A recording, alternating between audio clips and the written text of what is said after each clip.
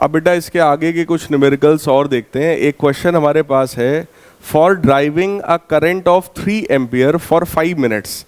3 ampere का current है, 5 minute के लिए फ्लो हो रहा है in electric circuit. 900 joule of work is to be done.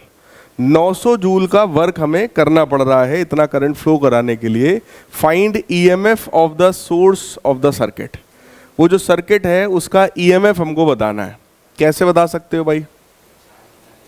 Charge निकाल लीजिए, क्योंकि ये जो वर्क हमें गिवन है इसके लिए हमारे पास फार्मूला होता है ना, potential is equal to work done per unit charge.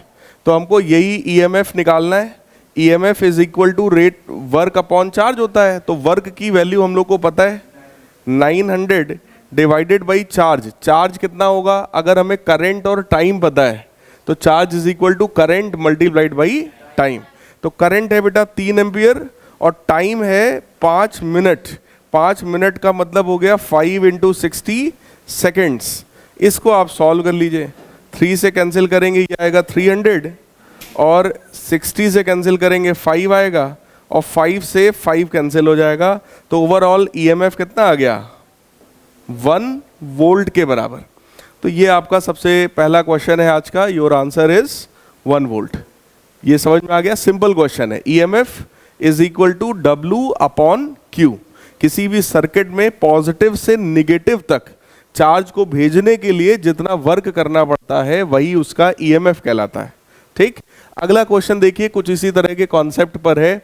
कह रहे हैं voltmeter of resistance 998 ohm is connected across a cell of EMF 2 volt and internal resistance 2 ohm. तो एक सेल है 2 वोल्ट का और उसका अपना इंटरनल रेजिस्टेंस भी 2 ओम है। तो ये हो गया 2 वोल्ट 2 ओम। वोल्ट मीटर है, इसको कनेक्ट किया गया है सेल के across. Find potential difference of the voltmeter that across the terminals of the cell and percentage error in the reading of voltmeter. ये देखिए, आपसे ये कहा गया कि एक वोल्ट मीटर है जिसका रेजिस्टेंस है 998 ओम। 998 ओम का रेजिस्टेंस है वोल्ट मीटर का। उसको किसी एक सेल के अक्रॉस जोड़ा गया है जिसका ईएमएफ 2 वोल्ट है और इंटरनल रेजिस्टेंस 2 ओम है। कह रहे हैं find potential difference across this voltmeter. पहला काम है इस वोल्ट मीटर के अक्रॉस पोटेंशियल डिफरेंस बताना है। दूसरा, that across the terminals of the cell, और सेल के जो टर्मिनल्स हैं उसके अक्रॉस भी आपको पोटेंशियल डिफरेंस बताना है। और तीसरी चीज बताना है percentage error in the reading of volt meter, कि जो वोल्ट मीटर से जो रीडिंग आपने निकाला है उसमें आखिर कितना एरर आएगा, कितना परसेंटेज एरर आएगा। ये हमारा क्वेश्चन है। क्वेश्चन समझ में आया आपको? तो सबसे पहला बताइए भाई क्या होगा? Potential difference across volt meter. ये जो वोल्ट मीटर है इसके अक्रॉस पोटेंशियल डिफरेंस कितना होगा? तो उसके लिए हमें क्या निकालना पड़ेगा? पहले करंट। भाई अगर इसका पोटेंशियल डिफरेंस चाहिए तो V बराबर IR होगा। रेजिस्टेंस हमको पता है 998। करंट हम लोग निकाल लेंगे। करंट की वैल्यू आएगी 2 वोल्ट डिवाइडेड बाई 998 प्लस 2, तो 2 अपॉन 1000 बनेगा। तो देखिए, सबसे पहले सॉल्व करके हमने करंट निकाला। करंट क्या है? EMF upon R plus R। उसको डिवाइड किया तो ये आया देखो 2 अपॉन 1000। तो ये वैल्यू बेटा आई पहले करंट की। अब जब करंट की वैल्यू आ गई है, हमको निकालना था पोटेंशियल डिफरेंस। पोटेंशियल डिफरेंस क्या होता है? IR। तो आप सिंपल उसको मल्टीप्लाई कर दो, यानी कि 2 divided by 1000 multiplied by R। और R की वैल्यू क्वेश्चन में कितनी है? 998। तो इसको जैसे ही आपने मल्टीप्लाई किया, सॉल्व किया, ये वैल्यू कितनी आ गई है? 1.996 वोल्ट। क्लियर है? सिंप्लीफाई करने पर ये आया। लेकिन हम लोगों से एक चीज ये कहा जा रहा है कि दूसरा पार्ट है across the terminals of the cell. ये जो सेल है इसके टर्मिनल्स के अक्रॉस अगर हम लोग देखें यहां पर क्या वैल्यू आएगी? तो आपने अगर इसका ईएमएफ देखा तो ईएमएफ है 2 वोल्ट, लेकिन जो हम लोगों ने पोटेंशियल डिफरेंस निकाला अक्रॉस द रजिस्टर या कह लें वोल्ट मीटर, वो आया है कितना? 1.9 996 वोल्ट के बराबर। तो डिफरेंस आप निकाल पाएंगे कि कितना डिफरेंस आ रहा है। तो वो डिफरेंस हमने निकाला, ओरिजिनल वैल्यू थी 2, उससे डिवाइड किया और 100 से मल्टीप्लाई कर दिया, तो ये वैल्यू कितनी आ जाएगी 0.2%। मतलब ईएमएफ था 2 वोल्ट, लेकिन हमको कैलकुलेट होकर जो मिलेगा वो होगा टर्मिनल पोटेंशियल डिफरेंस, क्योंकि आपने ये जो वोल्ट मीटर अप्लाई किया है वो सेल के अक्रॉस किया है। ठीक है, ये पूरा जो पोर्शन होता है ये पूरा सेल कहलाता है पूरा। तो जब भी आप सेल के साथ लगाओगे वोल्ट मीटर, तो वोल्ट मीटर इसका ईएमएफ मेजर नहीं करेगा, क्या मेजर करेगा, टर्मिनल पोटेंशियल डिफरेंस। तो आपसे यहां पर यही पूछा गया है कि वोल्ट मीटर की जो रीडिंग है उसमें कितना एरर होगा। तो आपने देखा कि भाई ओरिजिनल 2 होना था बट मेजर किया 1.996 डिवाइडेड बाई 2 मल्टीप्लाइड बाई 100, इतने परसेंट का डिफरेंस यानी कि एरर आपको देखने को मिलेगा। क्लियर? अच्छा ये बताओ, इसके अक्रॉस पोटेंशियल डिफरेंस और इस पूरे का टर्मिनल पोटेंशियल डिफरेंस क्या ये सेम होगा या अलग अलग होगा? सेम होगा।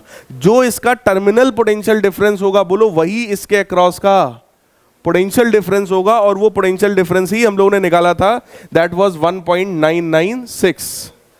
Is it clear? तो वो चीज यहां पर लिखा होगा, देखो, the same will be potential difference across the terminal of the cell. Potential difference और वोल्ट मीटर की रीडिंग दोनों क्या है, सेम है। मतलब ये है कि अगर किसी भी सेल में वोल्ट मीटर तुमने कनेक्ट किया है तो वोल्ट मीटर ईएमएफ मेजर नहीं करेगा। ईएमएफ को मेजर करने का काम कौन करता है?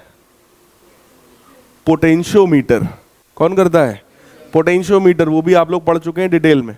फिलहाल एक क्वेश्चन फिर से हमारे पास है, आया हुआ क्वेश्चन है, देखो एग्जाम में कह रहे हैं cell of EMF 2 volt and internal resistance 0.1 ohm is connected to a 3.9 ohm external resistance, what will be the potential difference across the terminal of the cell.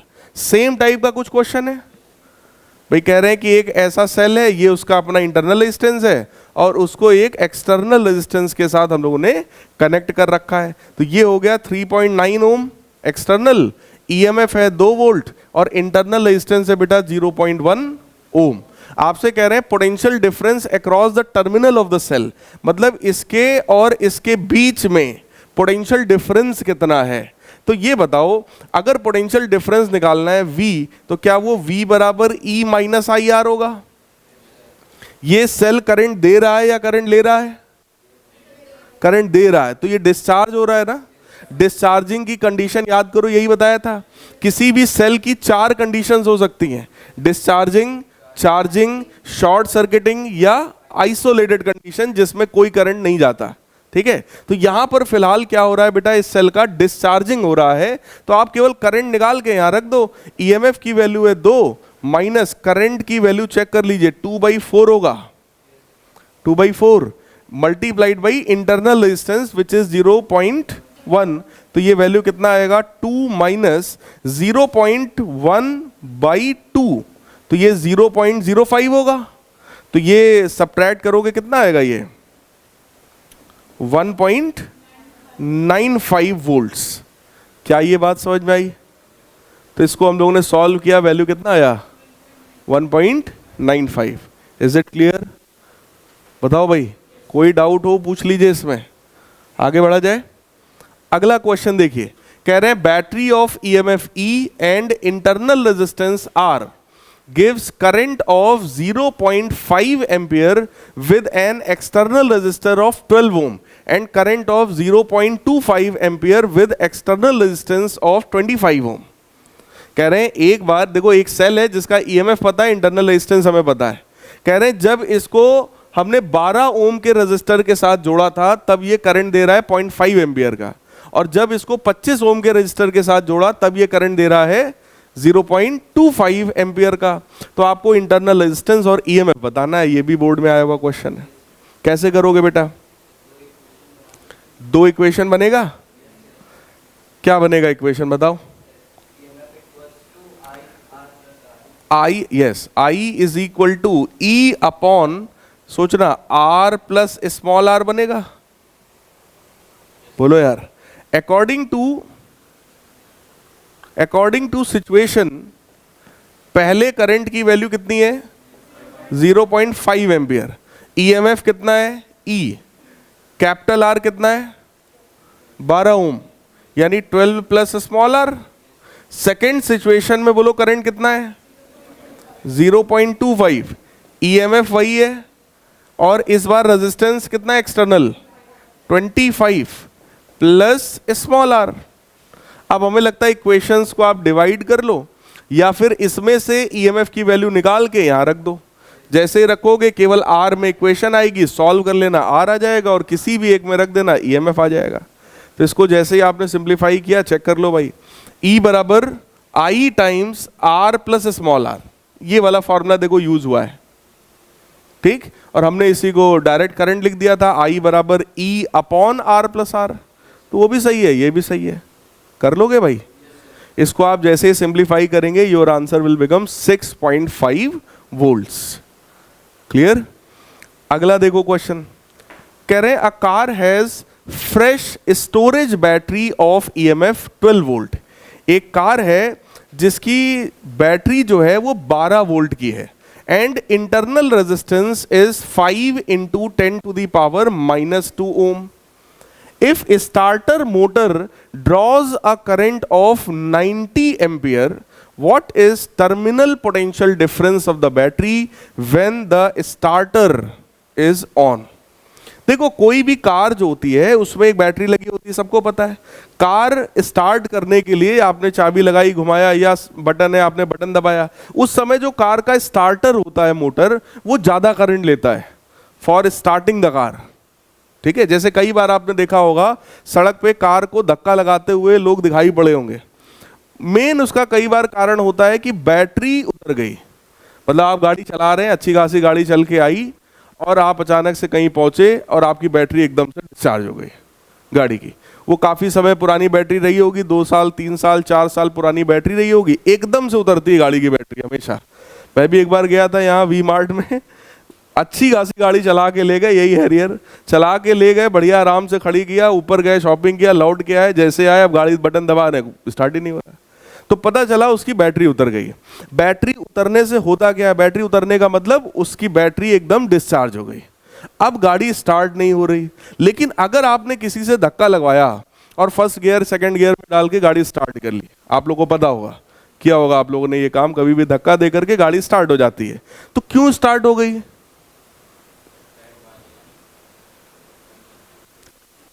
होता क्या है, बैटरी फुल्ली डिस्चार्ज नहीं थी, लेकिन बैटरी से जितना current गाड़ी को स्टार्ट करने के लिए चाहिए था उतना करंट बैटरी नहीं दे पा रही। जैसे आप खुद देखो क्वेश्चन में बोला गया कि if the starter motor, starter मतलब जो गाड़ी को स्टार्ट कर रही है, starter motor draws a current of 90 ampere, 90 ampere का करंट चाहिए गाड़ी को स्टार्ट करने के लिए। स्टार्ट हो जाने के बाद आप गाड़ी की लाइट जलाओगे, हॉर्न बजाओगे, यही सब तो करोगे, या अंदर गाना वाना बजा लोगे, तो उसमें बहुत ज्यादा करंट नहीं चाहिए होता है। ज्यादा करंट कब चाहिए? गाड़ी को स्टार्ट करने के लिए। तो वो जो बैटरी आपकी सपोर्ट उस समय नहीं कर पा रही थी, वो 90 एम्पियर नहीं दे पा रही, लेकिन 2 4 6 एम्पियर तो देगा ही देगा गाड़ी। बात समझ में आया? तो जब आप धक्का देके गाड़ी को एक बार स्टार्ट करवा लेते हो, उसके बाद वही बैटरी आपकी काम करने लगती है। आपको सर लाइट भी जल रहा है, हॉर्न भी बज रहा है, गाना भी बज रहा है, इसका मतलब बैटरी ठीक है। लेकिन बैटरी वहां पर 100% ठीक नहीं है, क्योंकि बैटरी की कैपेसिटी कम हो गई है, यूज करते करते बैटरी आपकी पुरानी हो गई है, जिसकी वजह से वो स्टार्टिंग के टाइम पर इतना करंट नहीं दे पा रही है। क्लियर? तो ये तो फिलहाल एक एक्स्ट्रा नॉलेज हो गई। अब आते हैं क्वेश्चन पर।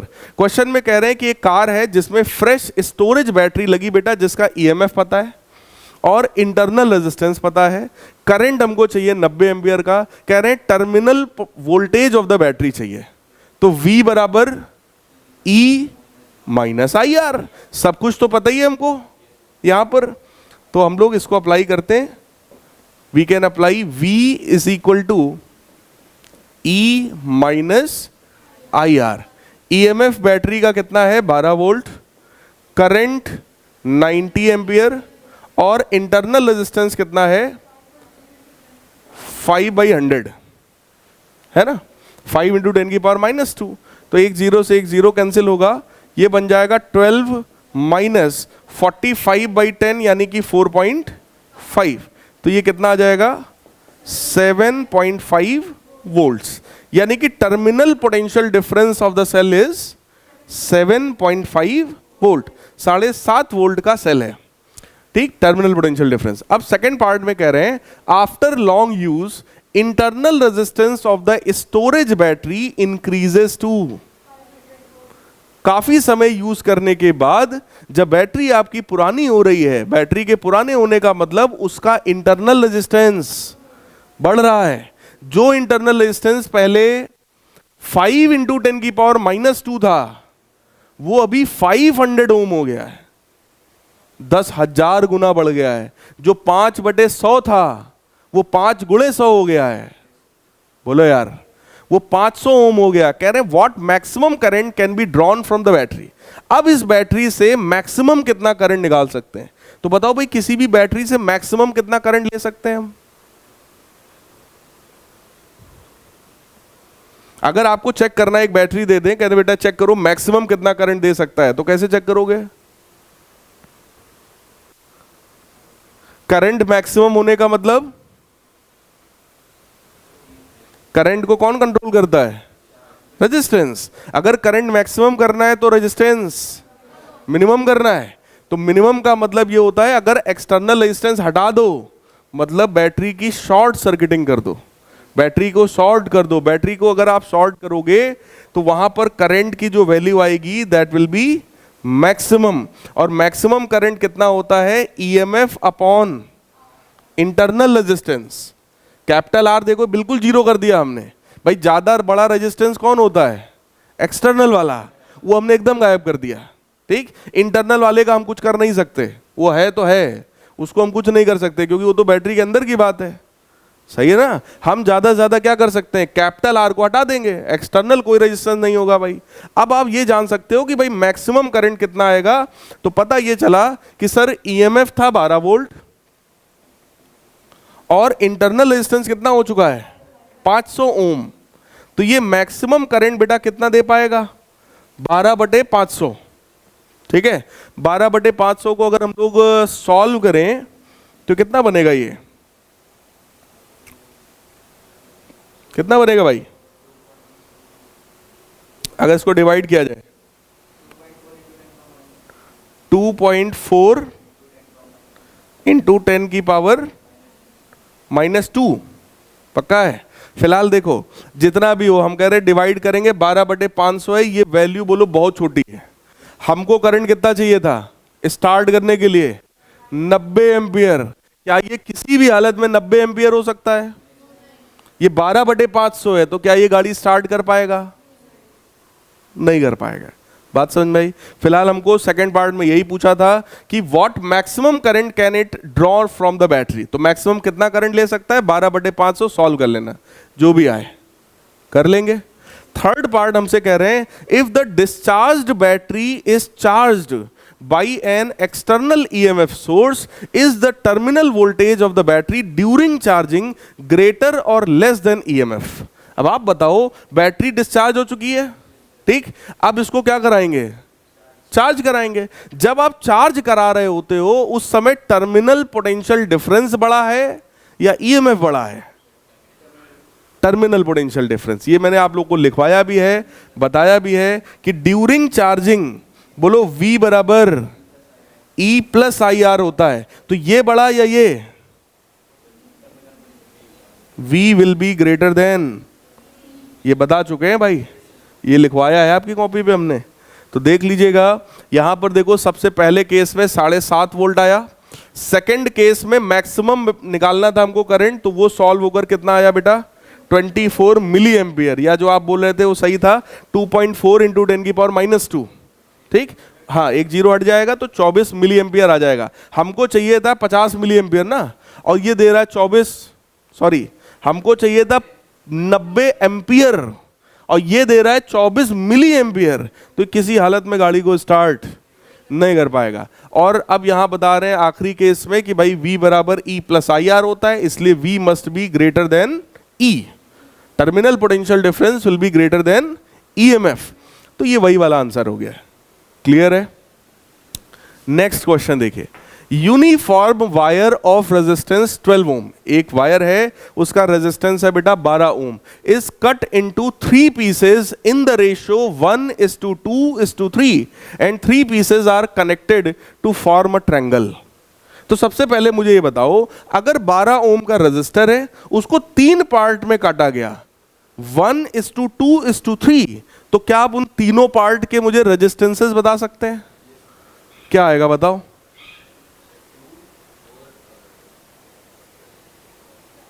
2, 4 और 6 बोलो भाई। क्या वो 2 ओम, 4 ओम और 6 ओम होने वाला है? हमको कैसे पता चला?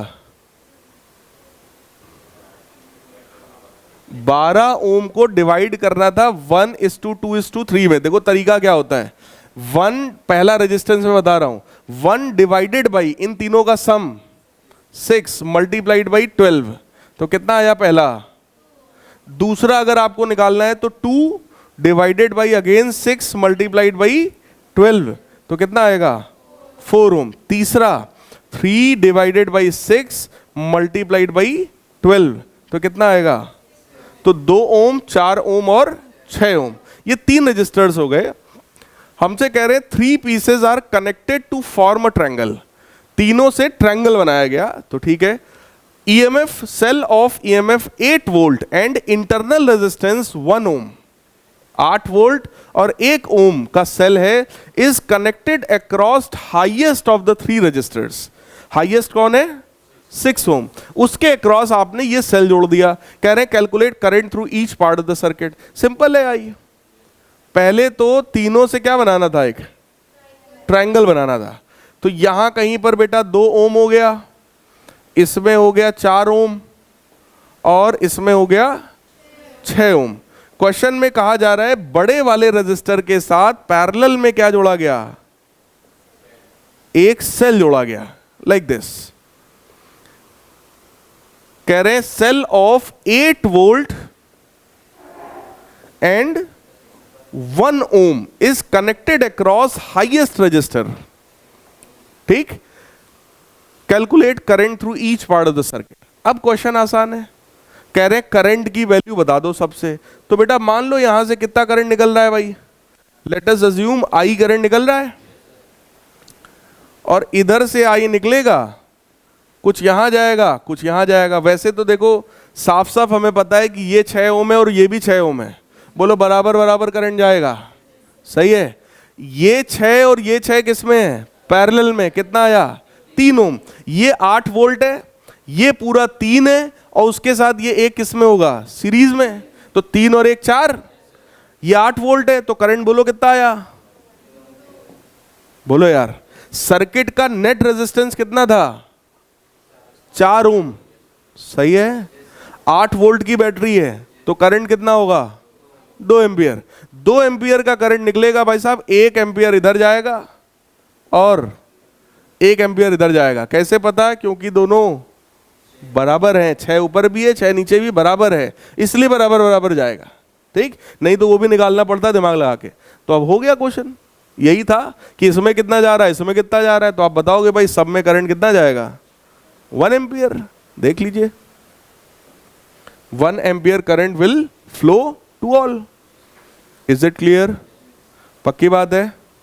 अगला देखो क्वेश्चन, 3 सेल्स ऑफ ईएमएफ, ध्यान से सुनिएगा, 3 सेल्स हैं, तीनों का ईएमएफ है बेटा 2 वोल्ट, 1.8 वोल्ट और 1.5 volt, connected in series. There internal resistances are 0.05 ohm, 0.7 ohm and 1 ohm respectively. If battery is connected to external resistors of 4 ohm, battery को एक्सटर्नल रेजिस्टेंस 4 ओम से जोड़ा गया via a very low resistance ammeter, what will be the reading of ammeter. कितने लोगों को question समझ में आया? क्वेश्चन में क्या कहा जा रहा है, कितने सेल्स हैं और सेल्स का कॉम्बिनेशन क्या होता है, बैटरी। सेल्स का कॉम्बिनेशन क्या होता है? बैटरी। यहां पर यही बोला गया बेटा 3 सेल्स हैं। किसी भी सेल में बोलो 2 चीजें होती हैं, क्या क्या? ईएमएफ और इंटरनल रेजिस्टेंस। हमको यहां पर तीनों का ईएमएफ बोलो पता है, 2 वोल्ट, 1.8 वोल्ट और 1.5 वोल्ट। तीनों का रेजिस्टेंस बेटा पता है, 0.05 ओम, 0.7 ओम और 1 ओम। ठीक, और इन तीनों को कंबाइंड फॉर्म में क्या नाम दिया गया? बैटरी। ठीक, अब कह रहे हैं कि इसके साथ एक एक्सटर्नल रेजिस्टेंस जोड़ दिया गया विच इज 4 ओम। तो हमसे कह रहे हैं और इसके साथ एक बहुत ही लो रेजिस्टेंस का एमीटर भी जोड़ा गया। एमीटर बोलो हमेशा सीरीज में जुड़ता है, तो कह रहे हैं एमीटर की रीडिंग बता दो, मतलब करंट बता दो। आसान है यार। करंट की वैल्यू बोलो कितना आएगा? 2 प्लस 1.8 प्लस डिवाइडेड बाई, ये सब किस में है? सीरीज में। तो कितना आएगा? 4 प्लस 0.05 प्लस 0.7 प्लस 1। कर लोगे? करंट आ जाएगा। यही पूछा गया पहले पार्ट में। सेकेंड पार्ट कह रहे हैं if the 3 cells above were joined in parallel, कह रहे हैं इन तीनों सेल्स को अगर मैं पैरेलल में जोड़ दूं, would they be characterised by definite EMF and internal resistance. कह रहे हैं क्या अब हम उसका डेफिनिट ईएमएफ और इंटरनल रेजिस्टेंस से कैरेक्टराइज कर सकते हैं independent of the external circuit? If not, how will you obtain currents in different branches? मतलब आपसे ये कहा जा रहा है ये सब जो सीरीज में जोड़ दिया, इसकी बजाय अगर तीनों सेल्स को मैं ऐसे जोड़ता पैरेलल में ऐसा, और इसके साथ एक रेजिस्टेंस जोड़ देते, ऐसा अगर बना देते, तो अब क्या हम इसका ईएमएफ, इंटरनल रेजिस्टेंस, करंट, ये सब चीजें निकाल पाएंगे? जैसे यहां हमने डायरेक्ट लगा दिया, क्या इसको हम कर पाएंगे? नहीं कर पाएंगे। क्यों नहीं कर पाएंगे? क्योंकि हमने जो आपको पैरेलल कॉम्बिनेशन ऑफ सेल पढ़ाया भी था, याद करिए, उसमें सबका ईएमएफ और सबका इंटरनल रेजिस्टेंस सेम था। यहां पर क्या है? अलग अलग है। तो अगर सबका इंटरनल रेजिस्टेंस और सबका ईएमएफ अलग अलग है, तो हम पैरेलल कॉम्बिनेशन को किसी डायरेक्ट फार्मूले से सॉल्व। तो अब वही चीज बोल रहे हैं कि if not then how will we calculate this? अगर ऐसे नहीं कर सकते डायरेक्ट, तब कैसे करेंगे? Kirchhoff law. एक जुगाड़ तो हमेशा के लिए है ना, हर सर्किट के लिए। कौन सा? Kirchhoff law. केसीएल लगाओ, केवीएल लगाओ, इधर से करंट निकलेगा I1, इधर से I2, इधर से I3, तीनों मिलके इसमें चला जाएगा। बोलो भाई कितने अननोन्स हो गए? 4। I1, I2, I3। एक इक्वेशन तो केसीएल का हो गया, I बराबर I1 plus I2 plus I3, और 3 इक्वेशंस केवीएल का हो गया। कौन सा? पहला लूप ऐसे चलाओ, दूसरा लूप बीच वाला ले लो, तीसरा नीचे वाला ले लो। कुछ समझ में आया? 3 लूप्स में आप अप्लाई करेंगे, सिंपल सॉल्व हो जाएगा। क्लियर है? तो फिलहाल सॉल्व नहीं करना है, यहां पे हमको बस यही बताना ही था कि भाई ऐसा हम किसी फार्मूले से नहीं कर सकते हैं। तो उन्होंने पूछा फिर कैसे करोगे? तो आप बताओगे भाई हम किरचॉफ लॉ लगाएंगे। आई बात समझ में? पक्की बात है। ये आपके एनसीईआरटी का क्वेश्चन था, एनसीईआरटी में क्वेश्चन ये गिवन है। अगला क्वेश्चन देखो, बोर्ड में आया हुआ क्वेश्चन है। कह रहे 2 identical sales of EMF 1.5 volt each joined in parallel. 2 identical sales हैं, 1.5 वोल्ट का है, पैरेलल में कनेक्टेड है। तो भाई सेम है, तब तो हम कर सकते हैं।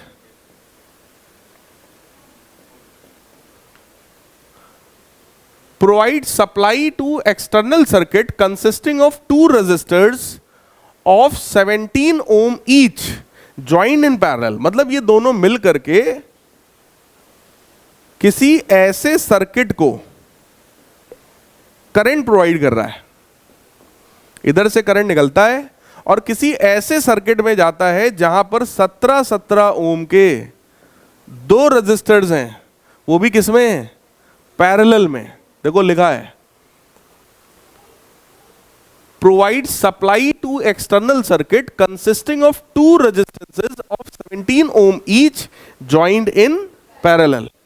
A very high resistance voltmeter reads the terminal voltage of the cell to be 1.54 volt. कह रहे हैं कि टर्मिनल पोटेंशियल जो मेजर किया पूरे सेल के लिए, यानी कि ए और बी के अक्रॉस जो V की वैल्यू मेजर किया गया, वो V की वैल्यू कितनी है? 1.4 volt. Calculate internal resistance of the each cell, मतलब हर एक सेल का इंटरनल रेजिस्टेंस बता दीजिए. तो देखो भाई, मतलब ये भी गिवन है, इंटरनल रेजिस्टेंस, आइडेंटिकल सेल है तो दोनों का सेम ही होगा बोलो, और आइडेंटिकल सेल है कह रहे हैं 1.5 वोल्ट का है, तो ये भी 1.5 वोल्ट ईएमएफ और ये भी 1.5 वोल्ट ईएमएफ. बोलो भाई, क्वेश्चन समझ में आया कि नहीं आया? आपसे कह रहे हैं 1.5 वोल्ट ईएमएफ है, कुछ इंटरनल रेजिस्टेंस है, ऐसे कितने सेल्स हैं? दो. दोनों को किस में जोड़ा? पैरेलल में जोड़ा. सेल को क्यों जोड़ते हैं? ताकि करंट मिले. सेल से जो टोटल करंट निकल करके आ रहा है वो किस में जा रहा है? किसी ऐसे सर्किट में जहां पर 17 ओम के दो रेजिस्टर्स हैं और दोनों किस में हैं? पैरेलल में. तो आपसे कह रहे हैं भैया स्मॉल आर की वैल्यू बता दो, और पोटेंशियल डिफरेंस हमको पता है ए और बी के बीच का, वो है 1.4 वोल्ट. कैसे आएगा?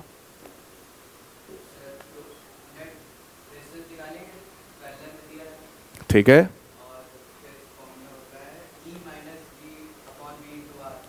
अच्छा एक चीज बताओ, क्या आप मुझे करंट की वैल्यू बता सकते हैं? आई कैसे बताओगे? है वोल्टेज तो दिया ही है भाई, ए और बी के बीच का दिया है. जो इन दोनों के लिए है वही तो इसके लिए भी है. जो ए और बी की बीच की आप बात कर रहे हो, क्या वही टर्मिनल पोटेंशियल डिफरेंस है? क्या वही एक्सटर्नल सर्किट में जाता है? 17 ओम अगर पैरेलल में है तो क्या ये 17/2 हो गया? 17/2 ओम हो गया, इक्विवेलेंट. ठीक. और वोल्टेज हमको पता है, तो क्या करंट भी हम जान रहे हैं? Current is equal to 1.4 divided by 17/2. बोलो यार, ये वोल्टेज है. वोल्टेज डिवाइडेड बाई रेजिस्टेंस होता है भाई. तो वोल्टेज कितना था? 1.4 वोल्ट, और रेजिस्टेंस कितना है? 17/2. पक्का है? करंट मिल जाएगा. कितना आएगा? 2.8 डिवाइडेड बाई 17 एम्पियर. इतना करंट निकल रहा है. ठीक. अच्छा, फिलहाल स्मॉल आर चाहिए. अब वो स्मॉल आर कैसे आएगा बताओ भाई?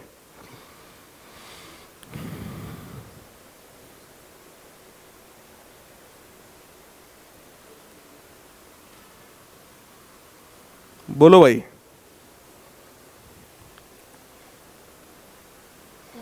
ये करंट काहे निकाला हमने? क्या जरूरत है इसकी हमें?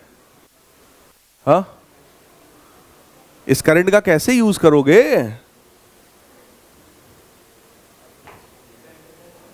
कैसे आएगा? कौन सा फॉर्मूला लगाओगे बताओ? हाँ. हाँ.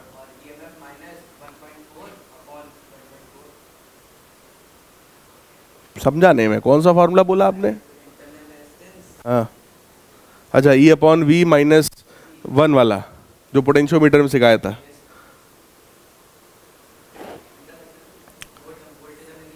हाँ. E/V-1 times are. ठीक है, लगा सकते हैं. ईएमएफ कितना लोगे?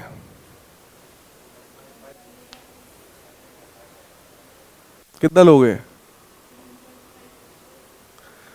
चलो बताते हैं. वैसे इनका भी अप्रोच अच्छा है, उससे भी आंसर घुमा फिरा के आना चाहिए. ठीक है, अभी उसकी भी बात करते हैं. देखो, करंट की बात हमने इस चक्कर में किया क्योंकि अगर इसके अक्रॉस वोल्टेज है 1.4 और ये दोनों पैरेलल में है, तो क्या दोनों के अक्रॉस सेम होगा वोल्टेज? और V बराबर E माइनस ई माइनस, भाई दोनों करंट दे रहे हैं सेल्स, दोनों ही डिस्चार्ज हो रहे होंगे, ठीक। तो V की वैल्यू है बेटा 1.4, EMF है हमारा 1.5, करंट की वैल्यू कितनी है, वो ये करंट है, बोलो यार, वो ये करंट है, इसका बताओ मैं करंट, भाई दोनों से आधा आधा आ रहा होगा तब मिलके ये हुआ होगा, तो इसका भी आधा करंट यहां हम रखेंगे। बोलो भाई, हम ये जो V बराबर E माइनस आई आर लगा रहे हैं वो केवल एक सेल के लिए लगा रहे हैं ना, इधर से बोलो I/2 करंट आ रहा होगा, बोलो भाई इधर से भी I/2 आ रहा होगा, दोनों मिल करके I हुआ होगा, और हमने I निकाला है, लेकिन हमें चाहिए क्या, I/2, तो I/2 का मतलब 1.4 डिवाइडेड बाई, क्या यहां से R आ जाएगा, तो ये R अगर हम लोग निकालें देखो कितना आता है, 1.4 divided by 17R is equal to 0.1, तो R की वैल्यू यहां से कितनी आएगी, R की वैल्यू आएगी 17/14 ओम, 17/14 ओम, इनका क्या आ रहा है भाई 1.2, जरा डिवाइड करो 17 और 14 को, 17/14 क्या 1.2 के लगभग आता है, आता है, तो इसका मतलब दिस इज करेक्ट, क्लियर। अब इनके वाले फार्मूले पर आते हैं, ये चीज समझ में आई कि नहीं आई, पक्का आया, ये हमने किसी एक सेल के लिए बेटा लगाया है, जब एक सेल के लिए किसी अप्लाई करोगे तो उसी का पोटेंशियल डिफरेंस चाहिए, उसी का ईएमएफ चाहिए, उसी का करंट चाहिए, और उसी का रेजिस्टेंस चाहिए, सब उसी का होना चाहिए जिसके लिए लगा रहे हो, ठीक। तो यहां पर हमको थोड़ा सा दिमाग लगाना पड़ा कि भाई ये जो करंट हमने निकाला है ये तो टोटल करंट है, लेकिन यही टोटल करंट आधा इधर से आ रहा होगा और आधा इससे आ रहा होगा, क्लियर। अब इनके वाले फार्मूले पर आते हैं, इनका वाला फार्मूला वो है जो हमने पोटेंशियोमीटर में आप लोगों को सिखाया था, वो फार्मूला कहता है small r is equal to EMF upon voltage -1 times capital R, internal resistance निकालने का एक डायरेक्ट फार्मूला है। तो EMF की वैल्यू हमको कितनी पता है भाई, 1.5 वोल्ट, टर्मिनल पोटेंशियल डिफरेंस कितना है, कितना है भाई 1.4 - 1, रेजिस्टेंस एक्सटर्नल रेजिस्टेंस कितना है 17 भाई, सही है ना। इसको अगर हम लोग सिंप्लीफाई करेंगे तो ये जरा सोचो क्या आएगा, 1/14 यानी 17/28 आएगा, बोलो भाई कितना आएगा 17 भाई, कर लोगे कि नहीं। अब मुझे ये बस ध्यान से बता दो, ये इंटरनल रेजिस्टेंस है, यहां आंसर है 17/14, तुम्हारा आ रहा है 17/28, आखिर ऐसा क्यों हो रहा है, क्योंकि दो रेजिस्टेंसेस हैं। तुमने ये जो फार्मूला भाई साहब लगवाया वो इस पूरे के लिए लगवाया, बोलो यार, तुमने पूरे के लिए लगवाया और हमने इंडिविजुअल लगाया था, क्योंकि हमको पता था कि हमको किसी एक का निकालना है ना इंटरनल रेजिस्टेंस। आपने जो निकाला वो कॉम्बिनेशन का निकाला, और बोलो अगर ये स्मॉल आर है ये भी स्मॉल आर है, तो जो कॉम्बिनेशन होगा उसका R/2 हो जाएगा। तो तुमने क्या निकाला है R/2 निकाला है, लेकिन निकालना क्या है R। तो अगर आपने ऐसा भी कर दिया है तो कोई दिक्कत नहीं है, आप यहां लिखेंगे as this is internal resistance of the combination of cell which will be R/2, so R/2 is equal to 17/28, 2 नीचे से कटेगा तो 17/14 आएगा, आपका आंसर आ जाएगा। क्या ये बात समझ में आई, ये एक अच्छा क्वेश्चन है, it is one of the important questions, ऐसे क्वेश्चंस आपको मिल सकते हैं, देख लो बोर्ड में भी आया हुआ क्वेश्चन है, ठीक, अच्छा क्वेश्चन है। इन लोगों ने कुछ 17/2 पहले किया, फिर इन्होंने वही फार्मूला लगा दिया जो आपने बताया है, तो इन्होंने वही मेथड लगाया है जो आप बता रहे हैं, इसमें देखो 0.6 इन्होंने निकाला है, बाद में इन्होंने कहा कि ये जो है ये R/2 है, फिर उन्होंने R की वैल्यू निकाल ली 2 का मल्टीप्लाई करके। बात समझ में आया? ठीक।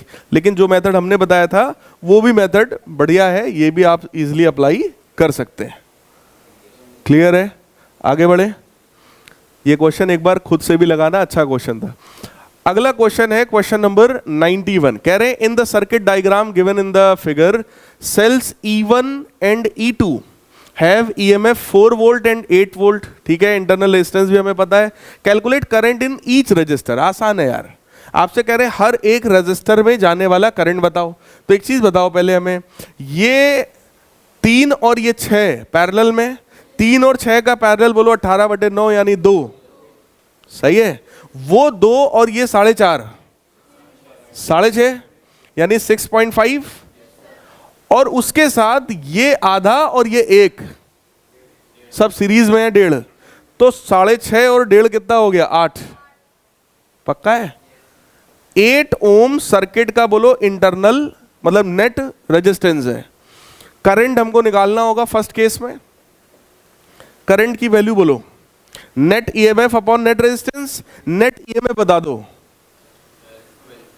नहीं, ध्यान देने वाली बात है भाई साहब, ये प्लस है ये माइनस है, और ये माइनस है ये प्लस है, उल्टे सेल जुड़े हैं।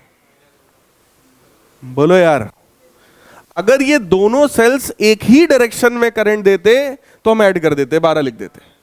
लेकिन अभी क्या है मामला? सब्ट्रैक्ट होगा, और दोनों में से बड़ा सेल कौन है? 8 वाला। सो 8 - 4 यानी कि 4 डिवाइडेड बाई 8, यानी करंट कितना निकलने वाला है? किस डायरेक्शन में?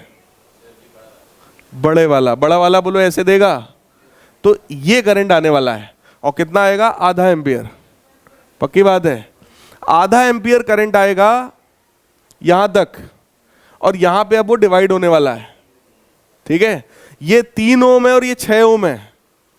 बोलो यार, अगर इधर आई करंट जाएगा तो इसमें I/2। बोलो भाई, ये 3 ओम है और ये 6 ओम है, अगर इसमें आई गया तो इसमें I/2, यानी करंट अब डिवाइड होएगा। ठीक, क्या आप मुझे बता सकते हैं 3 ओम में कितना करंट जाएगा या 6 ओम में कितना जाएगा? यही क्वेश्चन है हमारा। कितना जाएगा?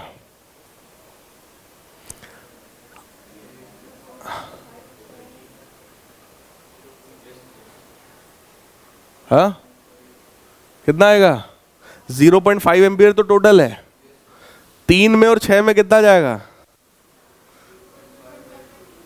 नहीं, वो तो फिर तुमने तो आधा आधा कर दिया। आधा आधा तो तब जाता है जब दोनों रेजिस्टेंस बराबर होते हैं। यहां पर देखो, मैं वो लॉजिक सिखाने की कोशिश आपको कर रहा हूं कि अगर रेजिस्टेंसेस का रेशियो है 1:2, तो करंट का रेशियो 2:1। बोलो यार, मतलब हमको इस करंट को 2:1 के रेशियो में डिवाइड करना है, तो तरीका वही है क्या? अगर इसको मैं कहूं कि तुम 1:2 के रेशियो में चलो बांट दो, कैसे बांटते हो? 1/3 इंटू, तो ये पहला हमारा करंट होगा, और दूसरा करंट कितना होगा? 2/3 इंटू 0.5 एम्पियर। ऊपर वाला किस में जाएगा? जो कम उसमें रेजिस्टेंस, उसमें करंट ज्यादा, तो इसमें नीचे वाला जाएगा, और ऊपर वाला किस में जाएगा? कुछ समझ में आई बात?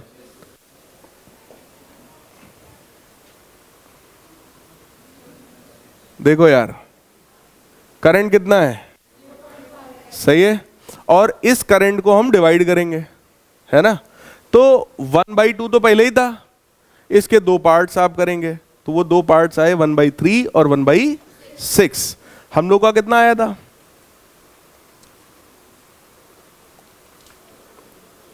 हाँ सही तो है, ये करोगे तो ये 1/3 आएगा, और ये कितना आएगा? 1/6। कुछ बात समझ में आई? तो 1/3 और 1/6 ampere, that is your answer. Is it clear? Next question देखो भाई, ये भी सीबीएसई में आया हुआ क्वेश्चन और अच्छा क्वेश्चन है, कॉन्सेप्ट को थोड़ा सा हिलाने वाला क्वेश्चन है।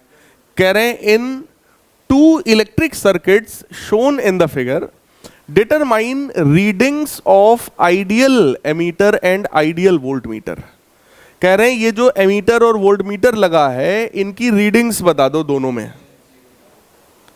दोनों में इनकी आप रीडिंग्स बता दीजिए।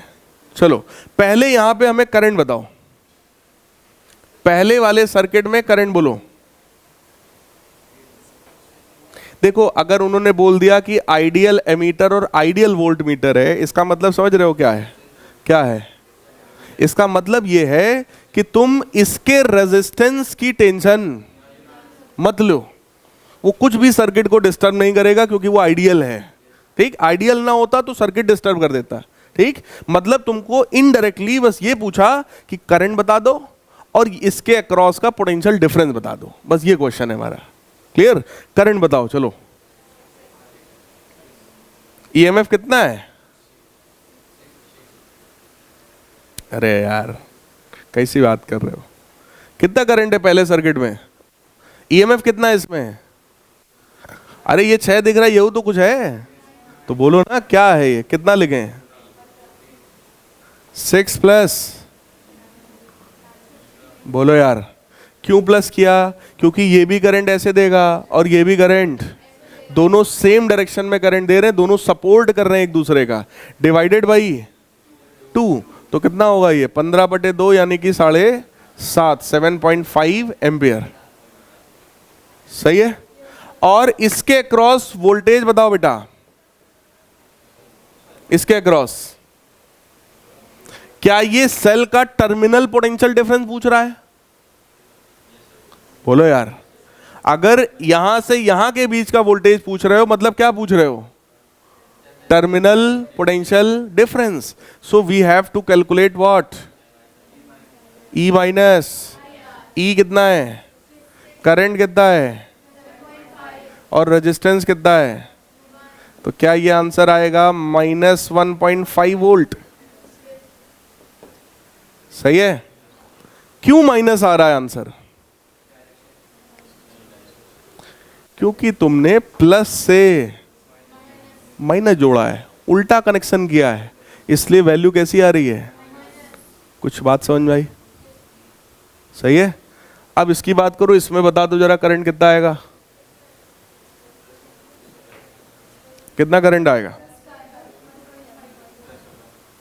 है ना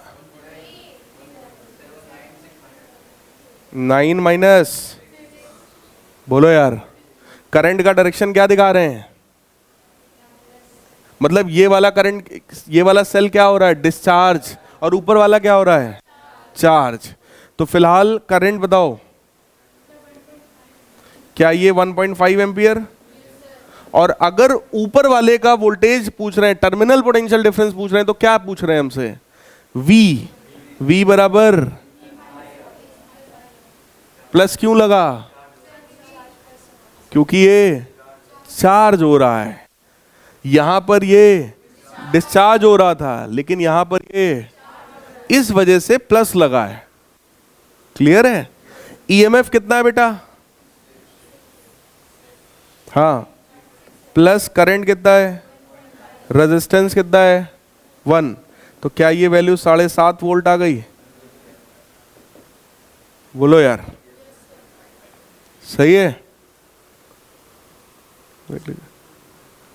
7.5 एम्पियर और -1.5 और 1.5 एम्पियर और 7.5 करेक्ट है। ठीक।